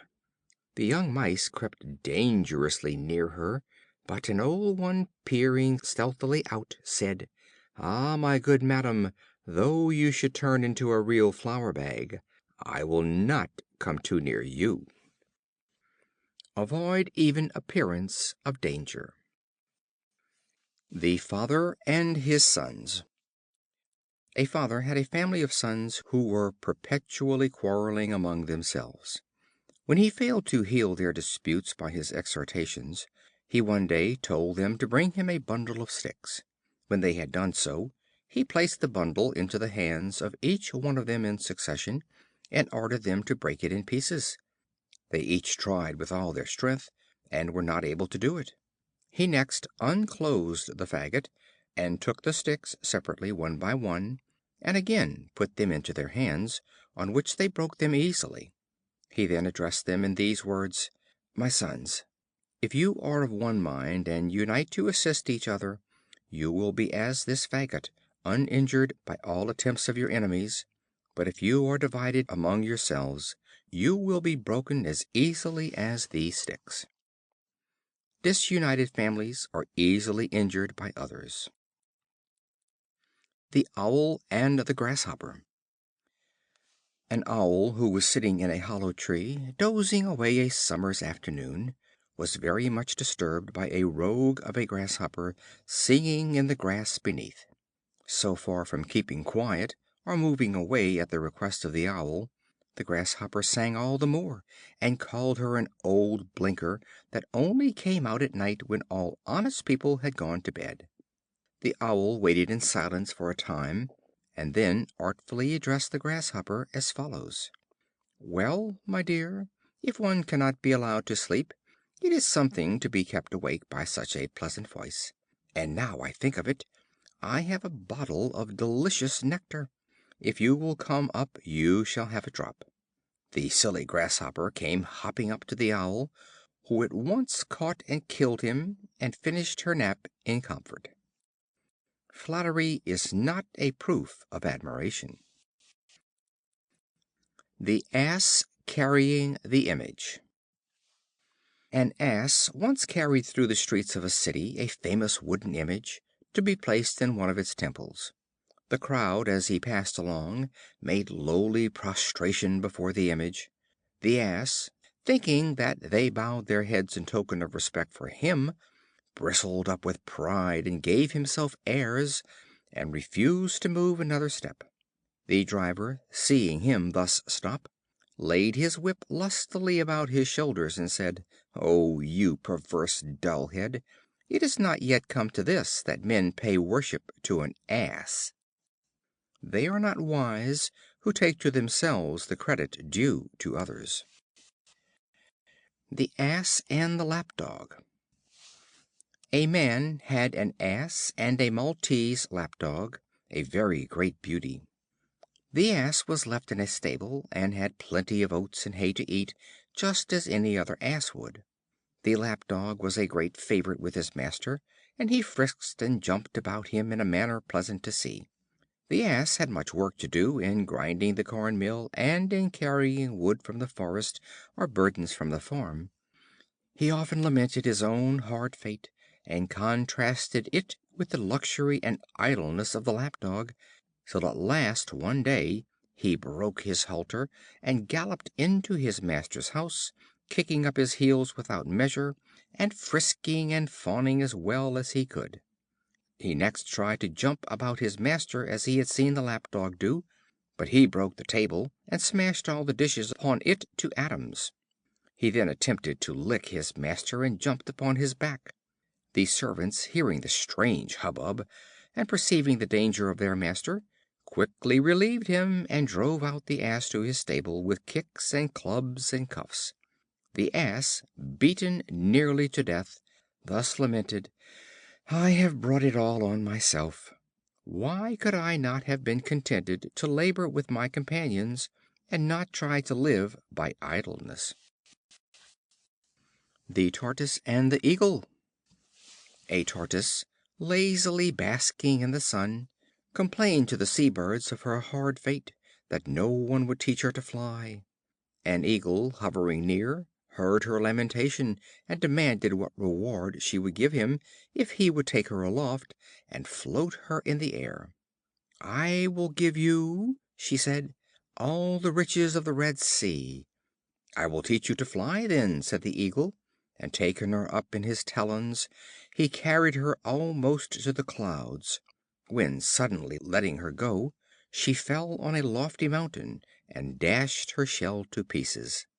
The Tortoise exclaimed in the moment of death: "I have deserved my present fate, for what had I to do with wings and clouds, who can with difficulty move about on the earth?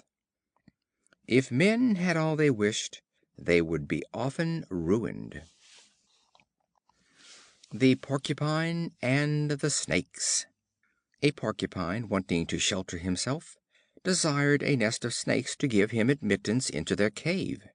They were prevailed upon, and let him in accordingly, but were so annoyed with his sharp prickly quills, that they soon repented of their easy compliance, and entreated the Porcupine to withdraw, and leave them their hold to themselves.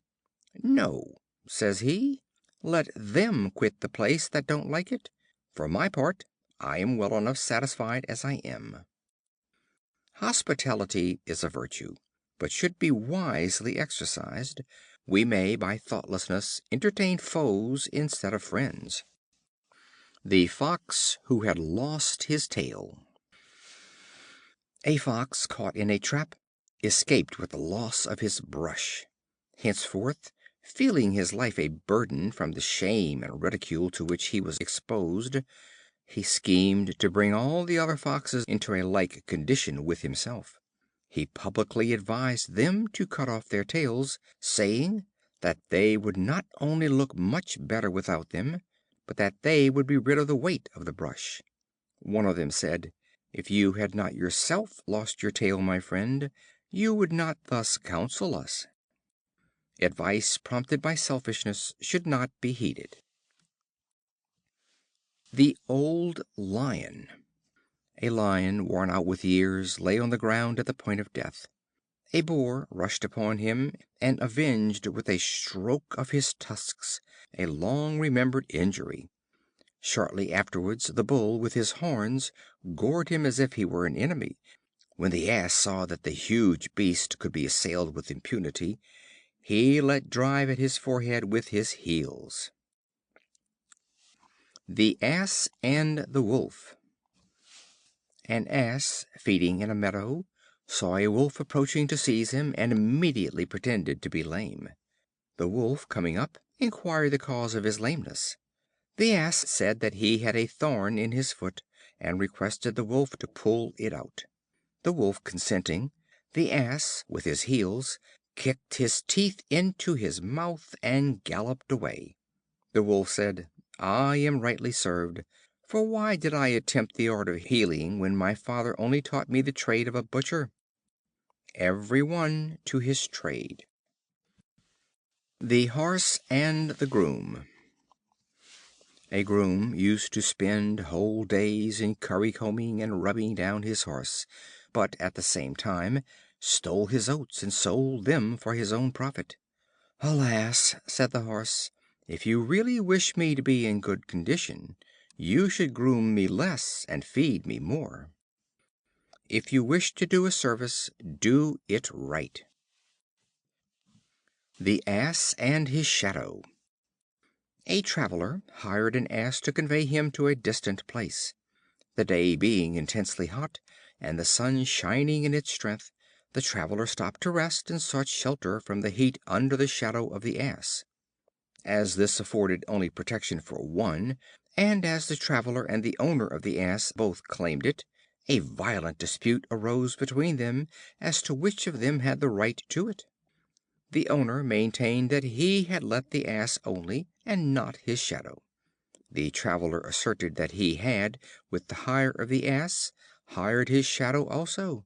The quarrel proceeded from words to blows, and while the men fought, the Ass galloped off. By quarreling about the shadow, we often lose the substance. The Horse and the Loaded Ass. An idle Horse and an Ass laboring under a heavy burden were traveling the road together.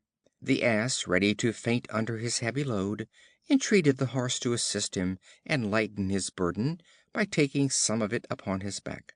The Horse was ill natured and refused to do it, upon which the poor Ass tumbled down in the midst of the highway and expired.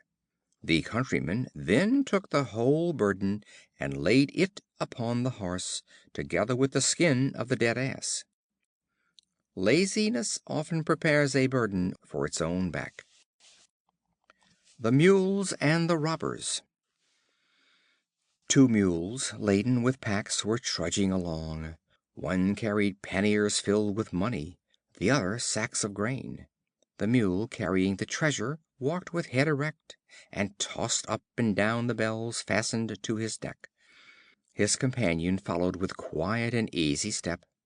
All of a sudden robbers rushed from their hiding places upon them, and in the scuffle with their owners wounded the Mule carrying the treasure, which they greedily seized upon, while they took no notice of the grain.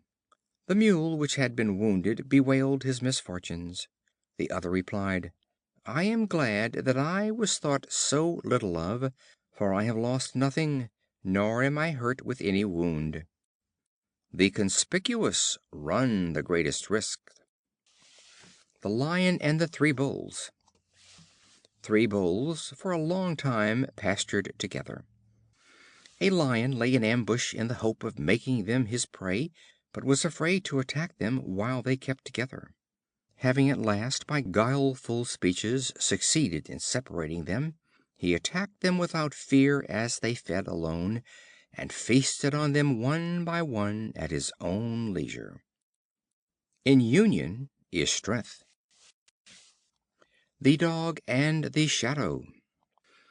A Dog, crossing a bridge over a stream with a piece of flesh in his mouth, saw his own shadow in the water, and took it for another Dog, with a piece of meat double his own in size.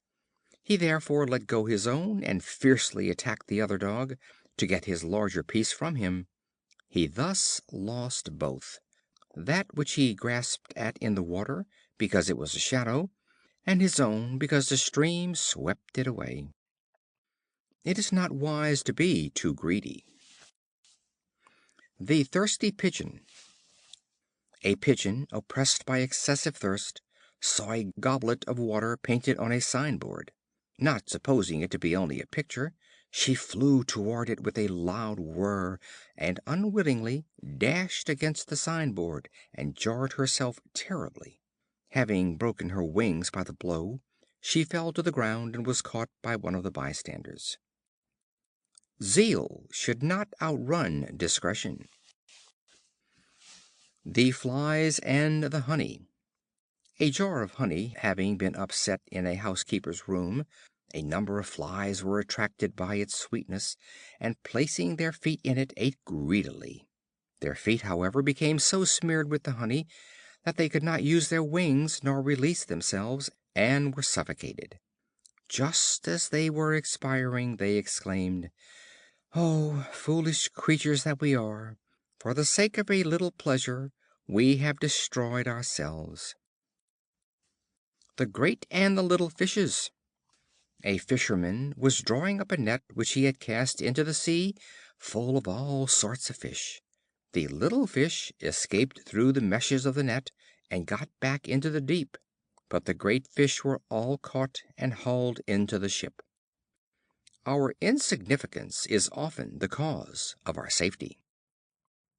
The Wolves and the Sheep.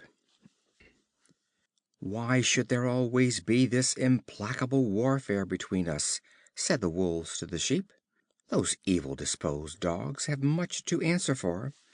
They always bark whenever we approach, and attack us before we have done any harm. If you would only dismiss them from your heels, there might soon be treaties of peace between us." The Sheep, poor silly creatures, were easily beguiled, and dismissed the Dogs. The Wolves destroyed the unguarded flock at their pleasure. Change not friends for foes. The Bat and the Weasels. A Bat, falling upon the ground, was caught by a Weasel, of whom he earnestly besought his life.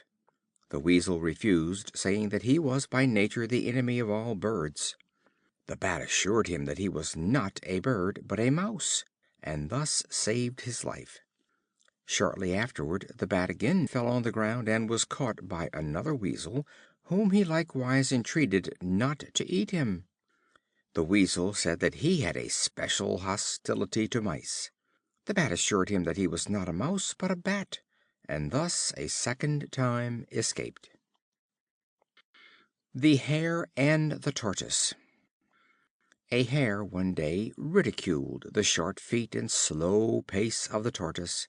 The latter, laughing, said, "Though you be swift as the wind, I will beat you in a race." The Hare, deeming her assertion to be simply impossible, assented to the proposal, and they agreed that the Fox should choose the course, and fix the goal. On the day appointed for the race they started together. The Tortoise never for a moment stopped, but went on with a slow but steady pace straight to the end of the course. The Hare, trusting to his native swiftness, cared little about the race, and, lying down by the wayside, fell fast asleep. At last, waking up, and moving as fast as he could, he saw the Tortoise had reached the goal, and was comfortably dozing after her fatigue. Perseverance is surer than swiftness. Jupiter and the Monkey. Jupiter issued a proclamation to all the beasts of the forest, and promised a royal reward to the one whose offspring should be deemed the handsomest. The Monkey came with the rest, and presented, with all a mother's tenderness, a flat-nosed, hairless, ill-featured young monkey as a candidate for the promised reward. A general laugh saluted her on the presentation of her son.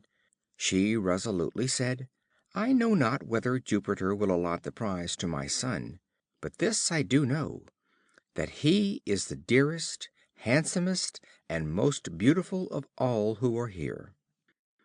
A mother's love blinds her to many imperfections.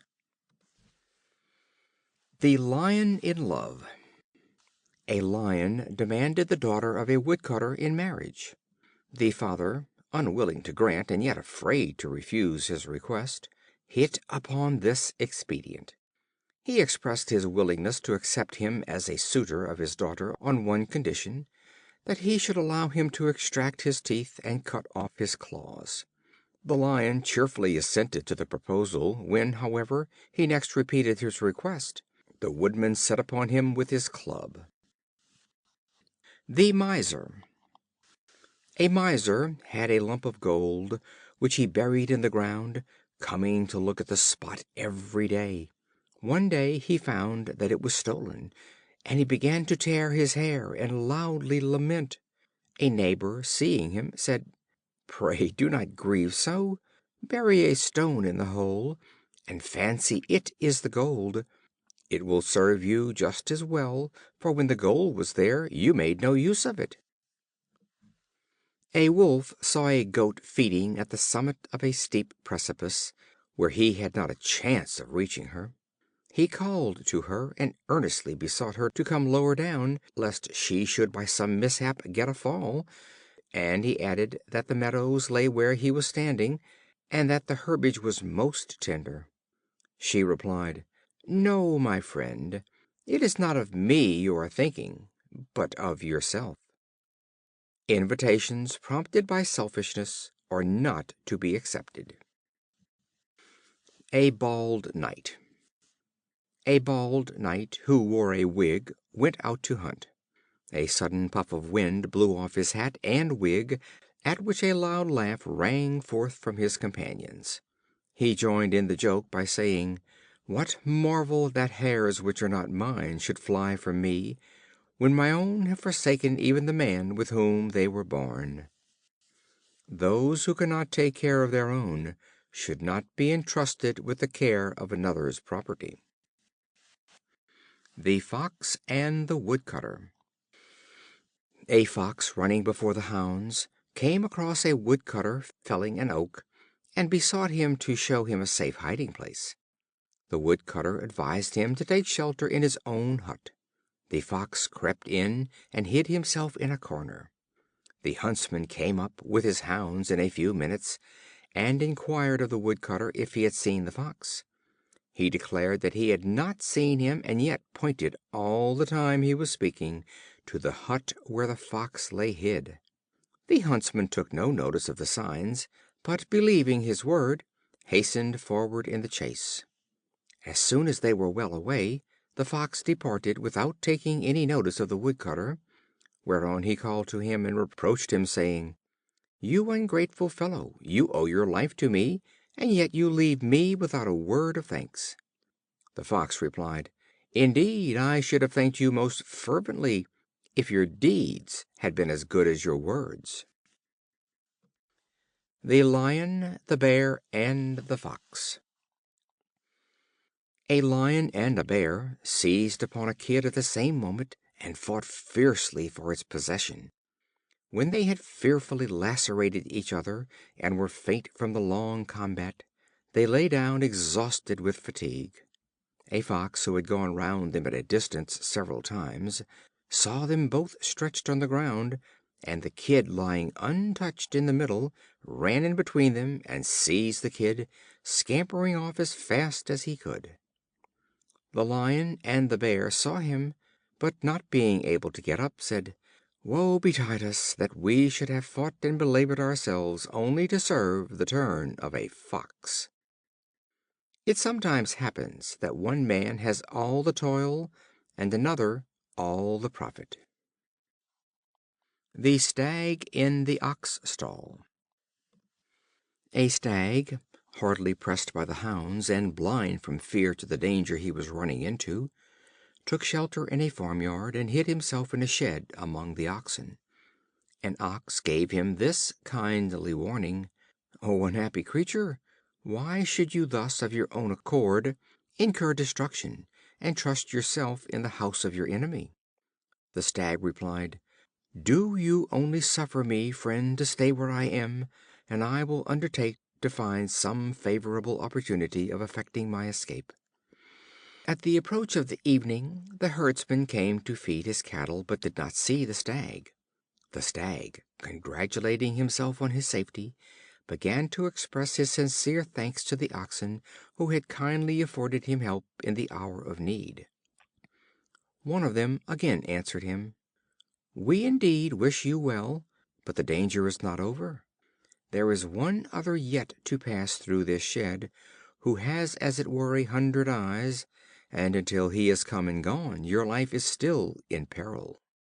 At that moment the master himself entered, and having had to complain that his oxen had not been properly fed, he went up to their racks and cried out: "Why is there such a scarcity of fodder?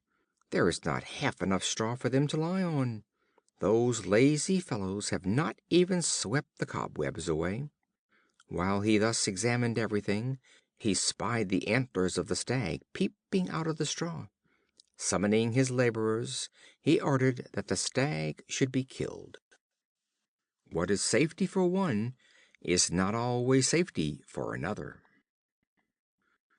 The Eagle and the Jackdaw. An Eagle, flying down from his eyrie on a lofty rock, seized upon a lamb and carried him aloft in his talons. A Jackdaw, who witnessed the capture of the lamb, was stirred with envy, and determined to emulate the strength and flight of the Eagle.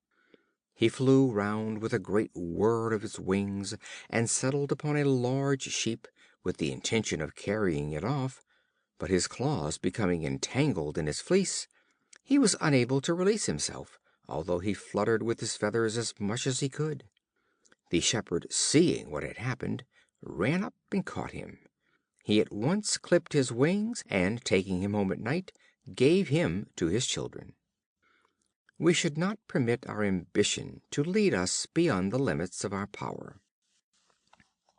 The Three Tradesmen. A great city was besieged, and its inhabitants were called together to consider the best means of protecting it from the enemy.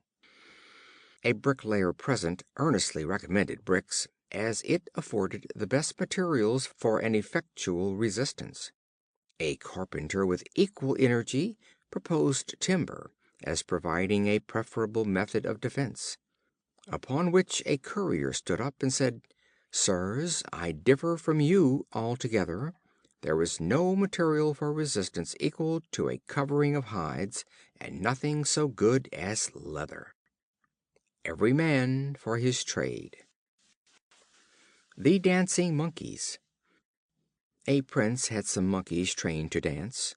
Being naturally great mimics of men's actions, they showed themselves most apt students, and when arrayed in their rich clothes and masks, they danced as well as any of the courtiers.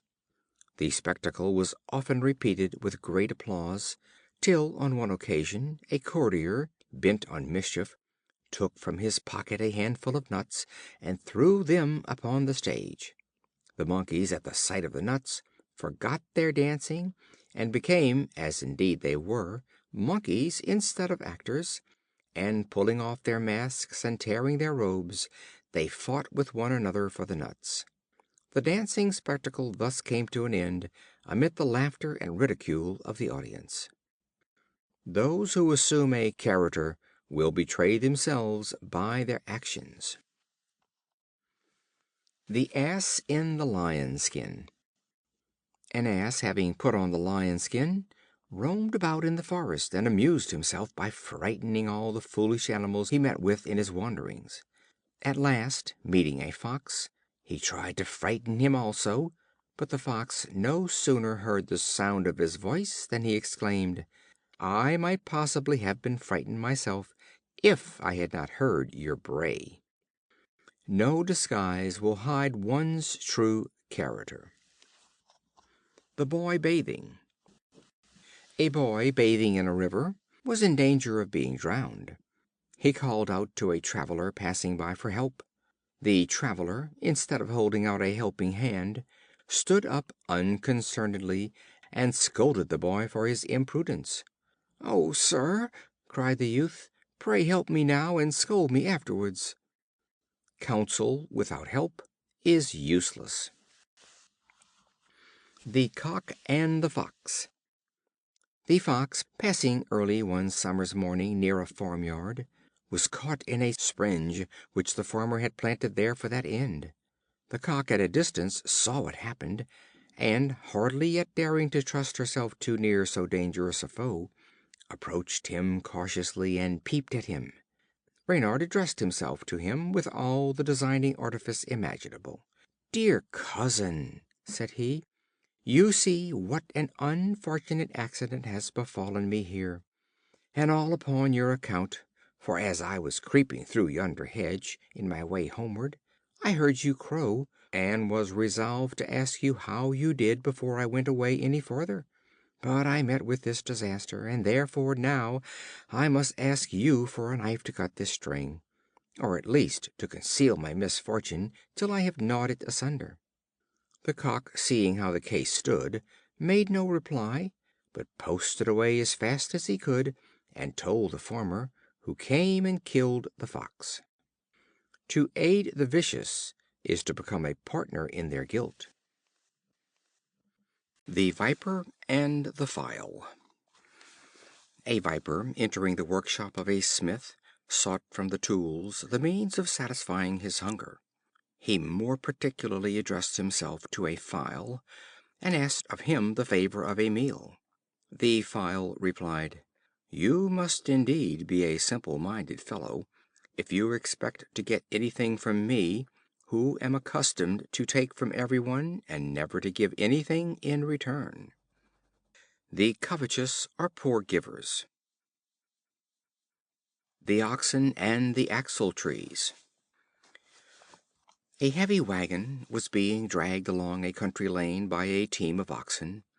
The axle trees groaned and creaked terribly, when the oxen, turning round, thus addressed the wheels: "Hello there! Why do you make so much noise? We bear all the labor, and we, not you, ought to cry out." Those who suffer most cry out the least. The Bear and the Beehives. A Bear, that had found his way into a garden where bees were kept, began to turn over the hives and devour the honey. The bees settled in swarms about his head, and stung his eyes and nose so much that, maddened with pain, he tore the skin from his head with his own claws. The Thrush and the Swallow. A young Thrush who lived in an orchard once became acquainted with a Swallow. A friendship sprang up between them, and the Swallow, after skimming the orchard and the neighboring meadow, would every now and then come and visit the Thrush. The Thrush, hopping from branch to branch, would welcome him with his most cheerful note. "Oh, mother," said he to his parent one day, "never had creature such a friend as I have in this same Swallow." "Nor ever any mother," replied the parent bird, "such a silly son as I have in this same Thrush. Long before the approach of winter, your friend will have left you, and while you sit shivering on a leafless bough, he will be sporting under sunny skies hundreds of miles away." The Sensible Ass. An old fellow, in time of war, was allowing his Ass to feed in a green meadow, when he was alarmed by a sudden advance of the enemy. He tried every means in his power to urge the Ass to fly, but in vain. "The enemy are upon us," said he. "And what will the enemy do?" asked the Ass. "Will they put two pairs of panniers on my back instead of one?" "No," answered the man, "there is no fear of that." "Why, then," replied the Ass, "I'll not stir an inch. I am born to be a slave, and my greatest enemy is he who gives me most to carry." The Lion and the Ass. A Lion and an Ass made an agreement to go out hunting together. By and by they came to a cave where wild goats abode.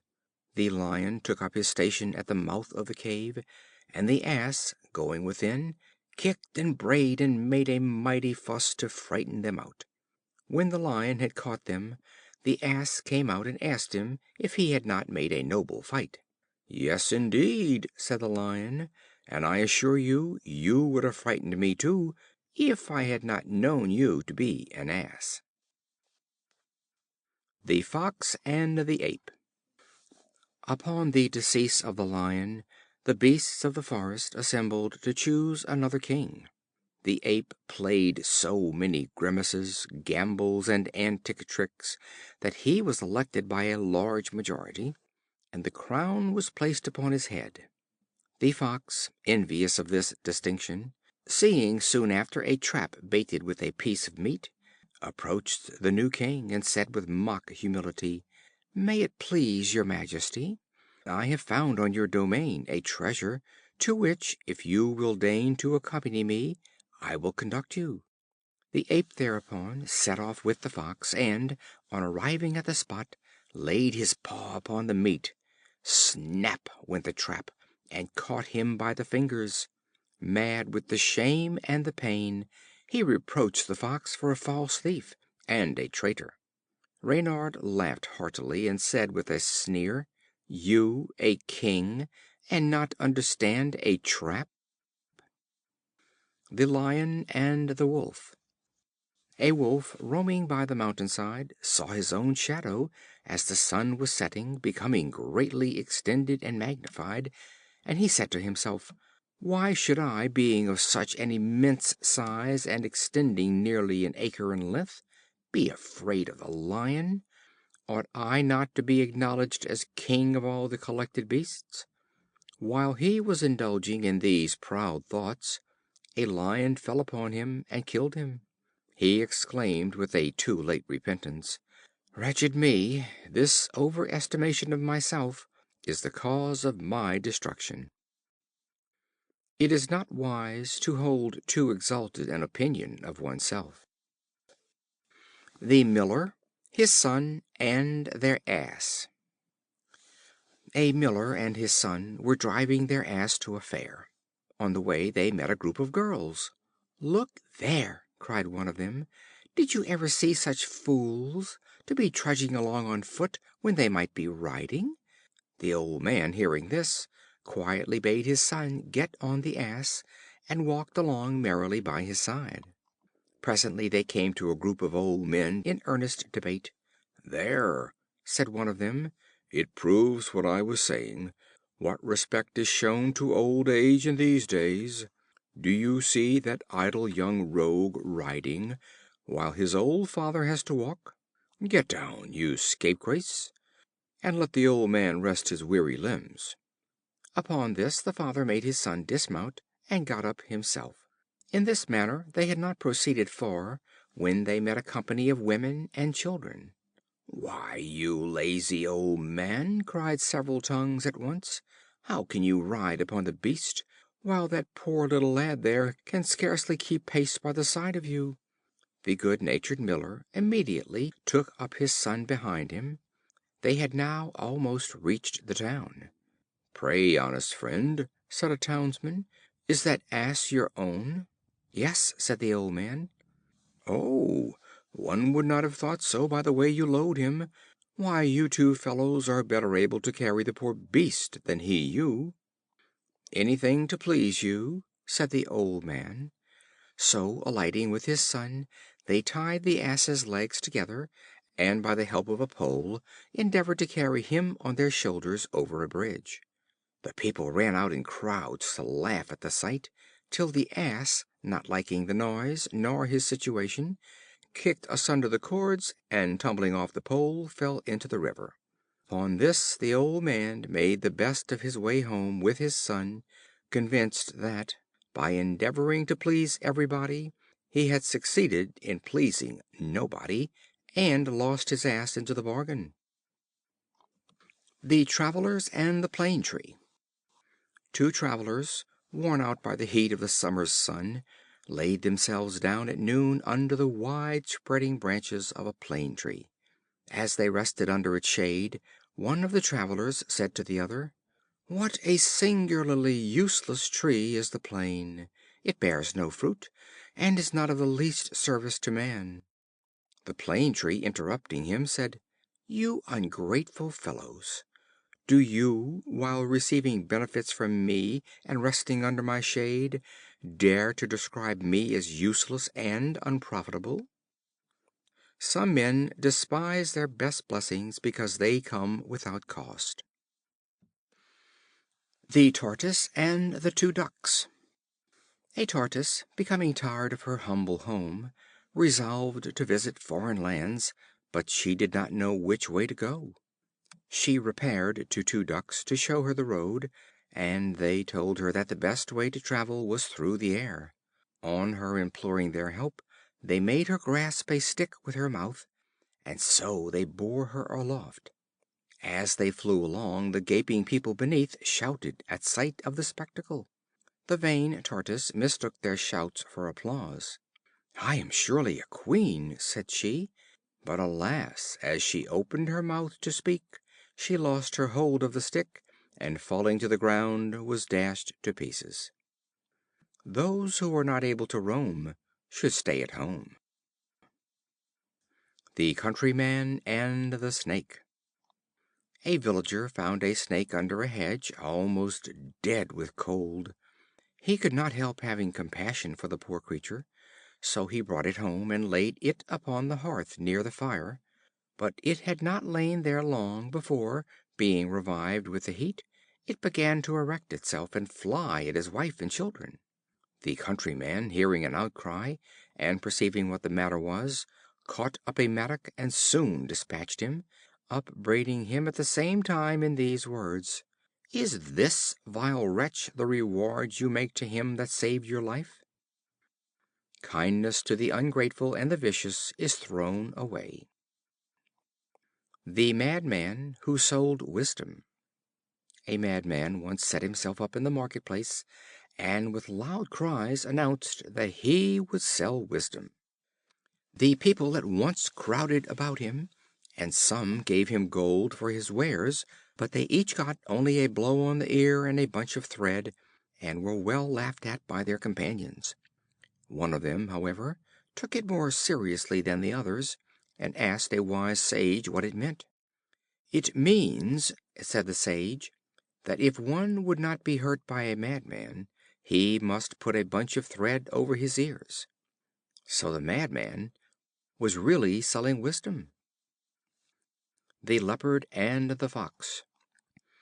A Leopard, being no longer able, by reason of old age, to pursue his prey, feigned illness, and gave out that he would confer great favors upon any animal that would cure him. A cunning Fox heard of the proclamation, and lost no time in visiting the Leopard, first making himself look as much like a physician as he could. On seeing him, the Leopard declared that such a distinguished looking animal could not fail to cure him. This so flattered the Fox that he came near, and at once fell a victim to his vanity, being unable to flee because of the disguise which fettered his limbs. Flattery is a dangerous weapon in the hands of an enemy. The Hare afraid of his ears. The Lion, being badly hurt by the horns of a goat, swore in a great rage that every animal with horns should be banished from his kingdom. A silly Hare, seeing the shadows of his ears, was in great fear lest they should be taken for horns, and scampered away. The Peacock and the Crane. A Peacock, spreading its gorgeous tail, mocked a crane that passed by, ridiculing the ashen hue of its plumage, and saying, "I am robed like a king in gold and purple, and all the colors of the rainbow, while you have not a bit of color on your wings." "True," replied the crane, "but I soar to the heights of heaven, and lift up my voice to the stars, while you walk below like a cock among the birds of the dunghill." Fine feathers don't make fine birds. The Mouse and the Weasel. A little starveling Mouse had made his way with some difficulty into a basket of corn, where, finding the entertainment so good, he stuffed and crammed himself to such an extent that when he would have got out again he found the hole too small to allow his puffed up body to pass. As he sat at the hole, groaning over his fate, a Weasel, who was brought to the spot by his cries, thus addressed him: "Stop there, my friend, and fast till you are thin, for you will never come out till you reduce yourself to the same condition as when you entered." The Fox and the Tiger. A skillful archer, coming into the woods, directed his arrows so successfully that he slew many wild beasts, and pursued several others. This put the whole savage kind into a fearful consternation, and made them fly to the most retired thickets for refuge. At last the Tiger resumed courage, and, bidding them not be afraid, said that he alone would engage the enemy, telling them they might depend upon his valor and strength to revenge their wrongs. In the midst of these threats, while he was lashing himself with his tail and tearing up the ground for anger, an arrow pierced his ribs, and hung by its barbed point in his side.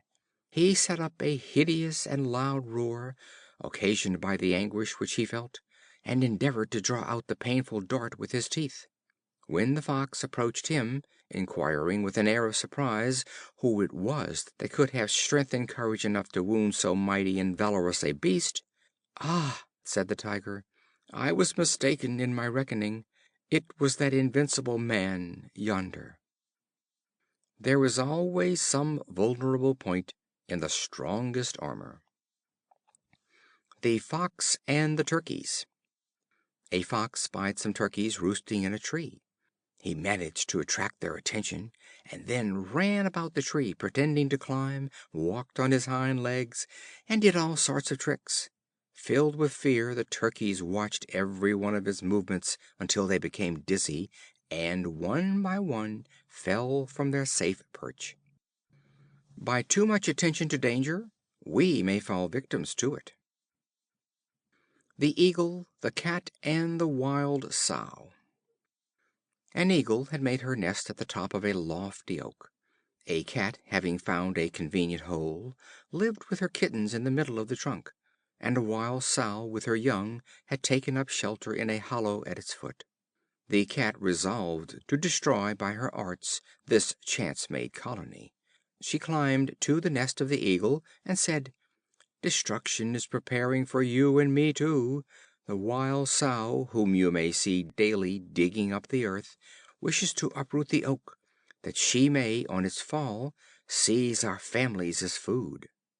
Then she crept down to the cave of the Sow, and said: "Your children are in great danger, for as soon as you shall go out with your litter to find food, the Eagle is prepared to pounce upon one of your little pigs." When night came, she went forth with silent foot, and obtained food for herself and her kittens, but feigning to be afraid, she kept a lookout all through the day. Meanwhile the Eagle, full of fear of the Sow, sat still on the branches, and the Sow, terrified by the Eagle, did not dare to go out from her cave, and thus they each, with their families, perished from hunger. Those who stir up enmities are not to be trusted. The Peacock and the Magpie.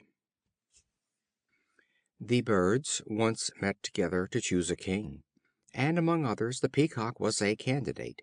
Spreading his showy tail, and stalking up and down with affected grandeur, he caught the eyes of the silly multitude by his brilliant appearance, and was elected with acclamation. The magpie then stepped forth into the midst of the assembly, and thus addressed the new king: "May it please your majesty, elect to permit a humbler admirer to propose a question. As our king, we put our lives and fortunes in your hands. If therefore the eagle, the vulture, and the kite should make a descent upon us, what means would you take for our defense?" This pithy question opened the eyes of the birds to the weakness of their choice, and they cancelled the election. The Two Goats. Two goats started at the same moment from opposite ends to cross a rude bridge that was only wide enough for one to cross at a time. Meeting in the middle of the bridge, neither would give way to the other. They locked horns and fought for the right of way, until they both fell into the torrent below and were drowned. The Dove and the Ant. An Ant went to the bank of a river to quench its thirst, and being carried away by the rush of the stream, was on the point of being drowned. A Dove, sitting on a tree overhanging the water, plucked a leaf and let it fall into the stream close to her. The Ant, climbing on it, floated in safety to the bank. Shortly afterwards a bird catcher came close and stood under the tree, and laid his lime twigs for the Dove, which sat in the branches. The Ant, perceiving his design, stung him in the foot. He suddenly threw down the twigs, and thereupon made the Dove take wing. The grateful heart will always find opportunities to show its gratitude. The Eagle and the Beetle. The Eagle and the Beetle were at enmity together, and they destroyed one another's nests.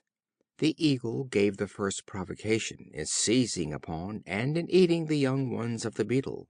The Beetle got by stealth at the Eagle's eggs, and rolled them out of the nest, and followed the Eagle even into the presence of Jupiter. On the Eagle making his complaint, Jupiter ordered him to make his nest in his lap, and while Jupiter had the eggs in his lap, the Beetle came flying about him, and Jupiter, rising up unawares to drive him away from his head, threw down the eggs and broke them. The weak often revenge themselves on those who use them ill, even though they be the more powerful. The Mule. A Mule, frolicsome from want of work and from overmuch corn, galloped about in a very extravagant manner, and said to himself: "My father surely was a high mettled racer, and I am his own child in speed and spirit." On the next day, being driven a long journey, and feeling very weary, he exclaimed in a disconsolate tone: "I must have made a mistake. My father, after all, could have been only an ass." The Cat, the Weasel, and the Rabbit. While a Rabbit was absent from his hole one day, a Weasel took possession of it. On the Rabbit's return, seeing the Weasel's nose sticking out, he said: "You must leave this hole immediately. There is only room for one, and it has always belonged to me and my fathers before me." "The more reason that you should give it up now," said the Weasel, "and leave its possession to me." As they could not settle the dispute, they agreed to leave the question of ownership to a wise old Cat, to whom they went without more ado.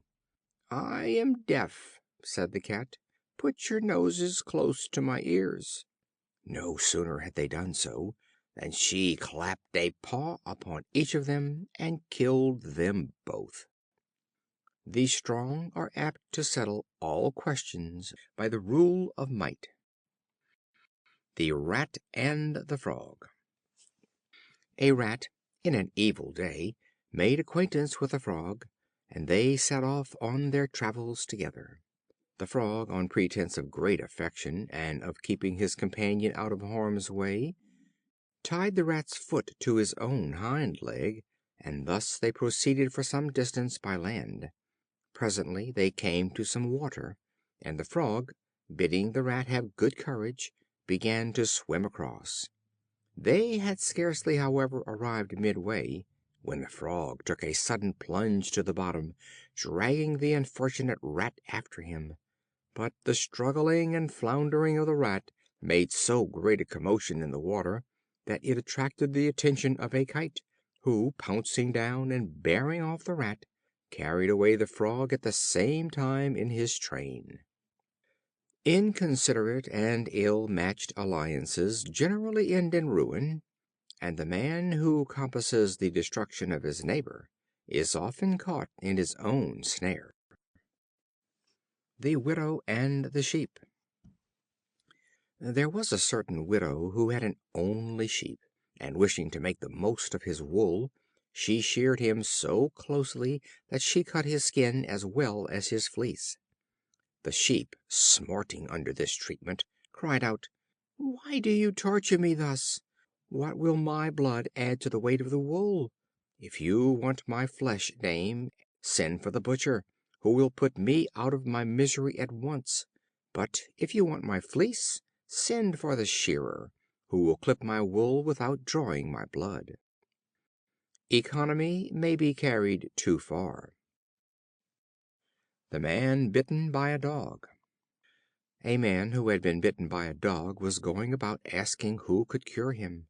One that met him said, "Sir, if you would be cured, take a bit of bread and dip it in the blood of the wound, and give it to the dog that bit you."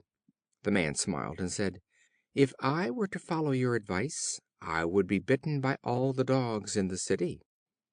He who proclaims himself ready to buy up his enemies will never want a supply of them. The Horse and the Wolf. A Wolf saw a Horse grazing in a field. Putting on a grave air, he approached him and said, "Sir, you must be very ill. I have some skill as a physician, and if you will tell me where your ailment is, I shall be glad to be of service." Said the Horse, "If you will examine my foot, you will find what ails me." But as the wily Wolf approached him, with a kick he sent him flying into the air. The Goatherd and the Goats. It was a stormy day, and the snow was falling fast, when a Goatherd drove his goats, all white with snow, into a desert cave for shelter. There he found that a herd of wild goats, more numerous and larger than his own, had already taken possession. So, thinking to secure them all, he left his own goats to take care of themselves, and threw the branches which he had brought for them to the wild goats to browse on. But when the weather cleared up, he found his own goats had perished from hunger, while the wild goats were off and away to the hills and woods. So the Goatherd returned a laughing stock to his neighbors, having failed to gain the wild goats, and having lost his own. Those who neglect their old friends for the sake of new ones are rightly served if they lose both. The Old Woman and the Wine Jar. An old woman found an empty jar which had lately been full of prime old wine, and which still retained the fragrant smell of its former contents. She greedily placed it several times to her nose, and drawing it backwards and forwards, said, "Oh, most delicious! How nice must the wine itself have been, when it leaves behind in every vessel which contained it so sweet a perfume!" The memory of a good deed lives. The Ass carrying Salt. A certain huckster, who kept an Ass, hearing that salt was to be had cheap at the seaside, drove his Ass thither to buy some.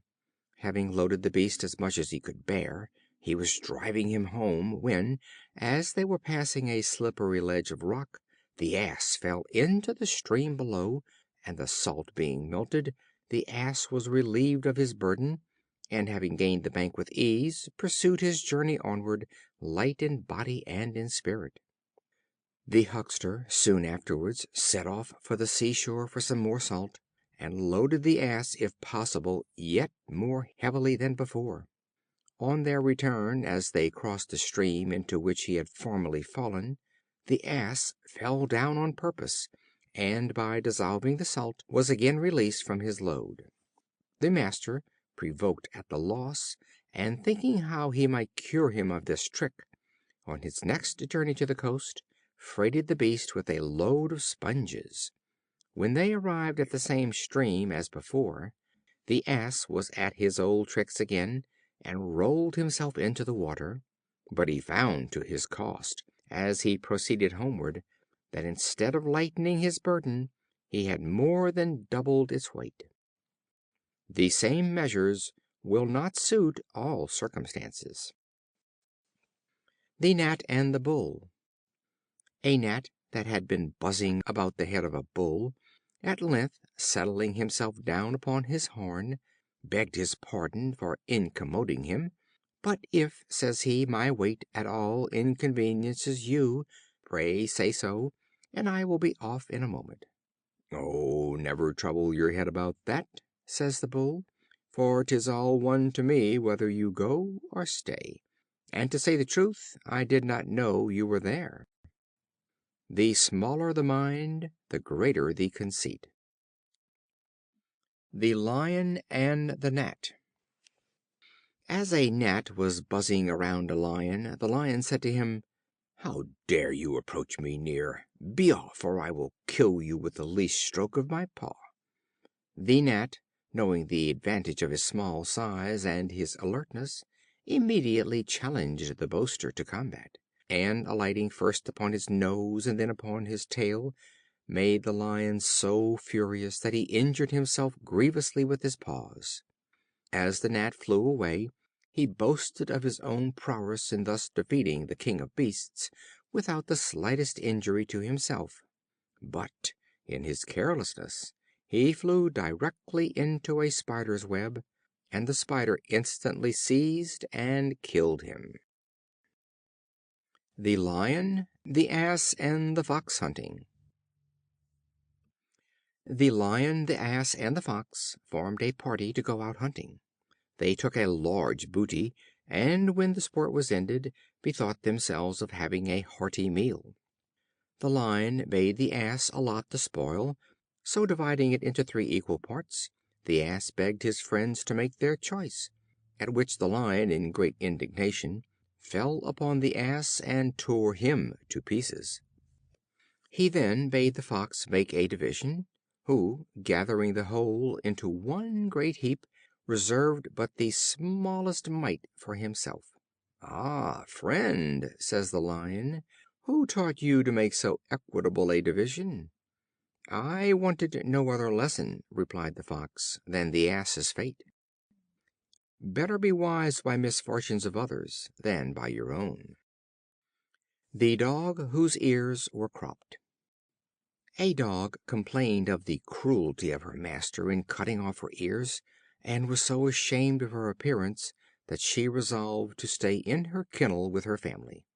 A friendly hunting Dog said to her, "If you had been peaceful and not always fighting, you would have saved your ears and your good looks.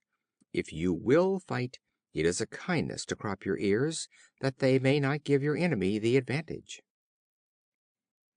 The Wind and the Sun. A dispute once arose between the Wind and the Sun which was the stronger of the two, and they agreed to settle the point upon this issue, that whichever of the two soonest made a traveler take off his cloak should be accounted the more powerful.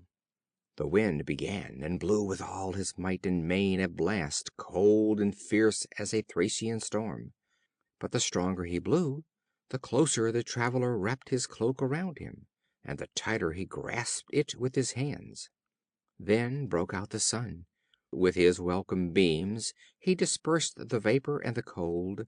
The traveler felt the genial warmth, and as the Sun shone brighter and brighter, he sat down, quite overcome with the heat, and, taking off his cloak, cast it on the ground. Thus the Sun was declared the conqueror, and it has ever been deemed that persuasion is better than force, and that the sunshine of a kind and gentle manner will sooner lay open a poor man's heart than all the threatenings and force of blustering authority. The Wild Boar and the Fox. A Wild Boar was whetting his tusks against a tree, when a Fox, coming by, asked why he did so. "For," said he, "I see no reason for it.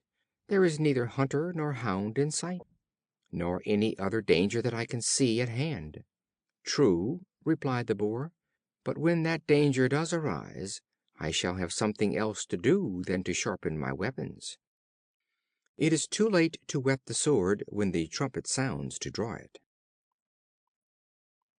The Hunter and the Wolf. A greedy hunter one day shot a fine deer, and ere he could dress it, a pretty fawn came that way, and an arrow brought it to the ground. A boar now chanced to be passing, and the hunter wounded it so that it lay upon the ground as if dead. Not satisfied with this game, he must needs pursue a partridge that came fluttering near, and while he was doing so, the wounded boar regained enough strength to spring upon him and kill him.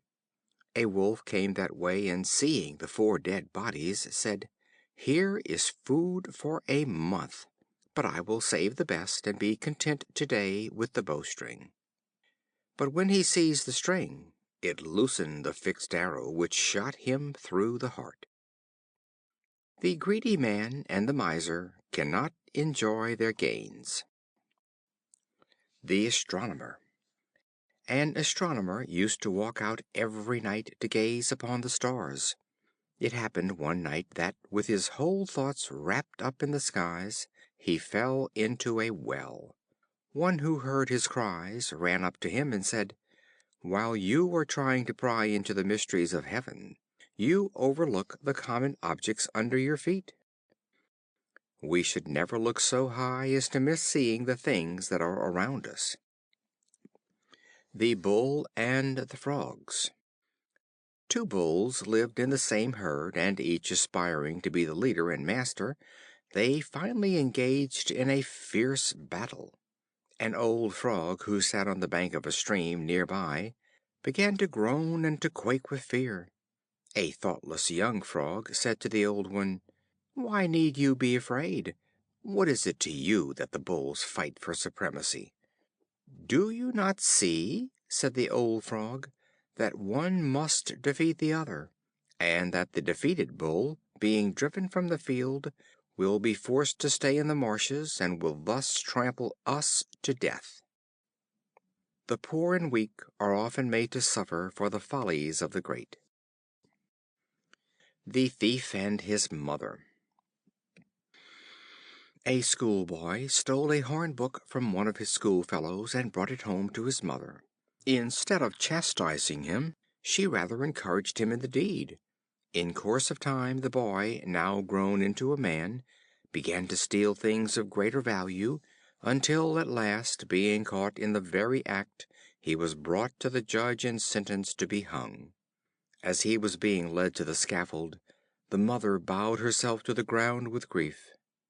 A neighbor, seeing her thus, said to her, "It is too late for you to moan and sob now. If you had been as much grieved when he committed his first theft, you would have corrected him in time, and thus have saved yourself this sorrowful day." Nip evil in the bud. The Man and his 2 Wives. In days when a man was allowed more wives than one, a middle-aged bachelor, who could be called neither young nor old, and whose hair was only just beginning to turn gray, must needs fall in love with 2 women at once, and marry them both. The one was young and blooming, and wished her husband to appear as useful as herself. The other was somewhat more advanced in age, and as anxious that her husband should appear a suitable match for her. So, while the young one seized every opportunity of pulling out the good man's gray hairs, the old one was as industrious in plucking out every black hair she could find, till he found that between the one and the other he had not a hair left. He that submits his principles to the influence and caprices of opposite parties will end in having no principles at all. the heifer, the goat, the sheep, and the lion. A heifer, a goat, a sheep, and a lion formed a partnership, and agreed to divide their earnings. The goat having snared a stag, they sent for the lion to divide it for them. The lion said, "I will make 4 parts. The first shall be mine as judge, the second because I am strongest, the third because I am bravest, and the fourth, I will kill anyone who dares touch it. He who steals a part will steal the whole." The Camel and the Travelers. 2 travelers on a desert saw a camel in the distance, and were greatly frightened at his huge appearance, thinking it to be some huge monster. While they hid behind some low shrubs, the animal came nearer, and they discovered it was only a harmless camel which had excited their fears. Distance exaggerates dangers. The Swan and the Goose. A certain rich man bought in the market a goose and a swan. He fed the one for his table, and kept the other for the sake of its song. When the time came for killing the goose, the cook went to take him at night, when it was dark, and he was not able to distinguish one bird from the other, and he caught the swan instead of the goose. The swan, threatened with death, burst forth into song, and thus made himself known by his voice, and preserved his life by his melody. Sweet words may deliver us from peril when harsh words would fail.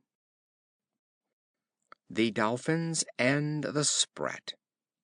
The Dolphins and the Whales were at war with one another, and the Sprat stepped in and endeavored to separate them. But one of the Dolphins cried out, "We would rather perish in the contest than be reconciled by you." The Shepherd and the Sea. A shepherd moved down his flock to feed near the shore, and beholding the sea lying in a smooth calm, he was seized with a strong desire to sail over it. So he sold all his sheep, and bought a cargo of dates, and loaded a vessel and set sail. He had not gone far when a storm arose, his ship was wrecked, and his dates and everything lost, and he himself with difficulty escaped to land. Not long after, when the sea was again calm, and one of his friends came up to him and was admiring its repose, he said, "Have a care, my good fellow, of that smooth surface; it is only looking out for your dates." The Bees, the Drones, and the Wasp. Some bees had built their comb in the hollow trunk of an oak. The Drones asserted that it was their doing, and belonged to them. The cause was brought into court before Judge Wasp. Knowing something of the parties, he thus addressed them: "The plaintiffs and defendants are so much alike in shape and color as to render the ownership a doubtful matter. Let each party take a hive to itself, and build up a new comb, that from the shape of the cells and the taste of the honey, the lawful proprietors of the property in dispute may appear." The Bees readily assented to the Wasp's plan. The Drones declined it, whereupon the Wasp gave judgment: "It is clear now who made the comb, and who cannot make it. The court adjudges the honey to the Bees." Professions are best tested by deeds. The Wolf, the Goat, and the Kid. As an old Goat was going forth to pasture, she carefully latched her door, and bid her Kid not to open it to anyone who could not give this password: "Beware of the Wolf and all his race." A Wolf happened to be passing, and overheard what the old Goat said. When she was gone, he went to the door, and, knocking, said, "Beware of the Wolf and all his race." But the Kid, peering through a crack, said, "Show me a white paw, and I will open the door." As the Wolf could not do this, he had to depart, no better than he came. 2 sureties are better than 1. The Fox and the Hedgehog. A Fox, while crossing over a river, was driven by the stream into a narrow gorge, and lay there for a long time unable to get out, covered with myriads of horseflies that had fastened themselves upon him. A Hedgehog who was wandering in that direction saw him, and taking compassion on him, asked him if he should drive away the flies that were so tormenting him. But the Fox begged him to do nothing of the sort. "Why not?" asked the Hedgehog. "Because," replied the Fox, "these flies that are upon me now are already full, and draw but little blood. But should you remove them, a swarm of fresh and hungry ones will come, who will not leave a drop of blood in my body." When we throw off rulers or dependents who have already made the most of us, we do but for the most part lay ourselves open to others who will make us bleed yet more freely. The Brazier and his Dog. A Brazier had a little dog which was a great favorite of his master, and his constant companion. While he hammered away at his metals, the dog slept; but when, on the other hand, he went to dinner and began to eat, the dog woke up and wagged his tail, as if he would ask for a share of his meal. His master one day pretended to be angry, and shaking his stick at him, said: "You wretched little sluggard, what shall I do to you? While I am hammering on the anvil, you sleep on the mat; and when I begin to eat after my toil, you wake up and wag your tail for food. Do you not know that labor is the source of every blessing, and that none but those who work are entitled to eat?" The Wild Ass and the Lion. A Wild Ass and a Lion entered into an alliance that they might capture the beasts of the forest with the greater ease. The Lion agreed to assist the Wild Ass with strength, while the Wild Ass gave the Lion the benefit of his greater speed. When they had taken as many beasts as their necessities required, the Lion undertook to distribute the prey, and for this purpose he divided it into 3 shares.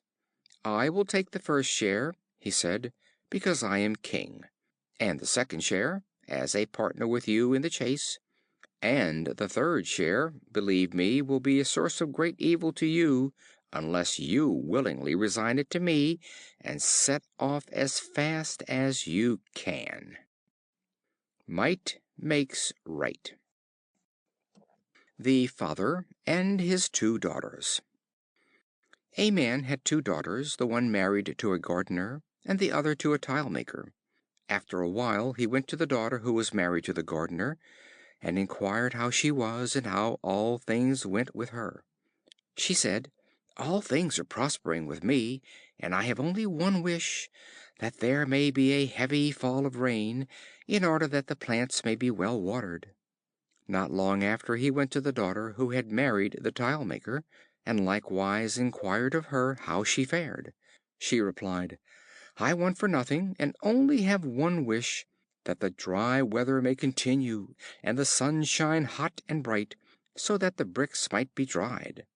He said to her: "If your sister wishes for rain, and you for dry weather, with which of the 2 am I to join my wishes?" The Fir Tree and the Bramble. A Fir Tree said boastingly to the Bramble: "You are useful for nothing at all, while I am everywhere used for roofs and houses."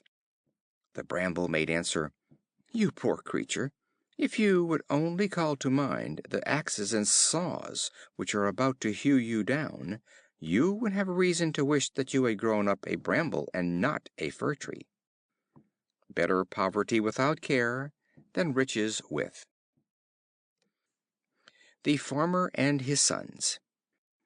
A Farmer, being on the point of death, wished to ensure from his sons the same attention to his farm as he himself had given it. He called them to his bedside, and said: "My sons, there is a great treasure hid in one of my vineyards." The sons, after his death, took their spades and mattocks, and carefully dug over every portion of their land. They found no treasure, but the vines repaid their labor by an extraordinary and superabundant crop. The Cat and the Birds. A Cat, hearing that the birds in a certain aviary were ailing, dressed himself up as a physician, and, taking with him his cane and the instruments becoming his profession, went to the aviary, knocked at the door, and inquired of the inmates how they all did, saying that if they were ill he would be happy to prescribe for them and cure them. They replied, "We are all very well, and shall continue so, if you will only be good enough to go away and leave us as we are." The Stag, the Wolf, and the Sheep. A Stag asked a Sheep to lend him a measure of wheat, and said that the Wolf would be his surety. The Sheep, fearing some fraud was intended, excused herself, saying, "The Wolf is accustomed to seize what he wants and to run off, and you too can quickly outstrip me in your rapid flight. How then shall I be able to find you when the day of payment comes? Two blacks do not make one white." End of Aesop's Fables, a new revised version. This recording by Phil Chenevert in Baton Rouge, Louisiana, July 2013.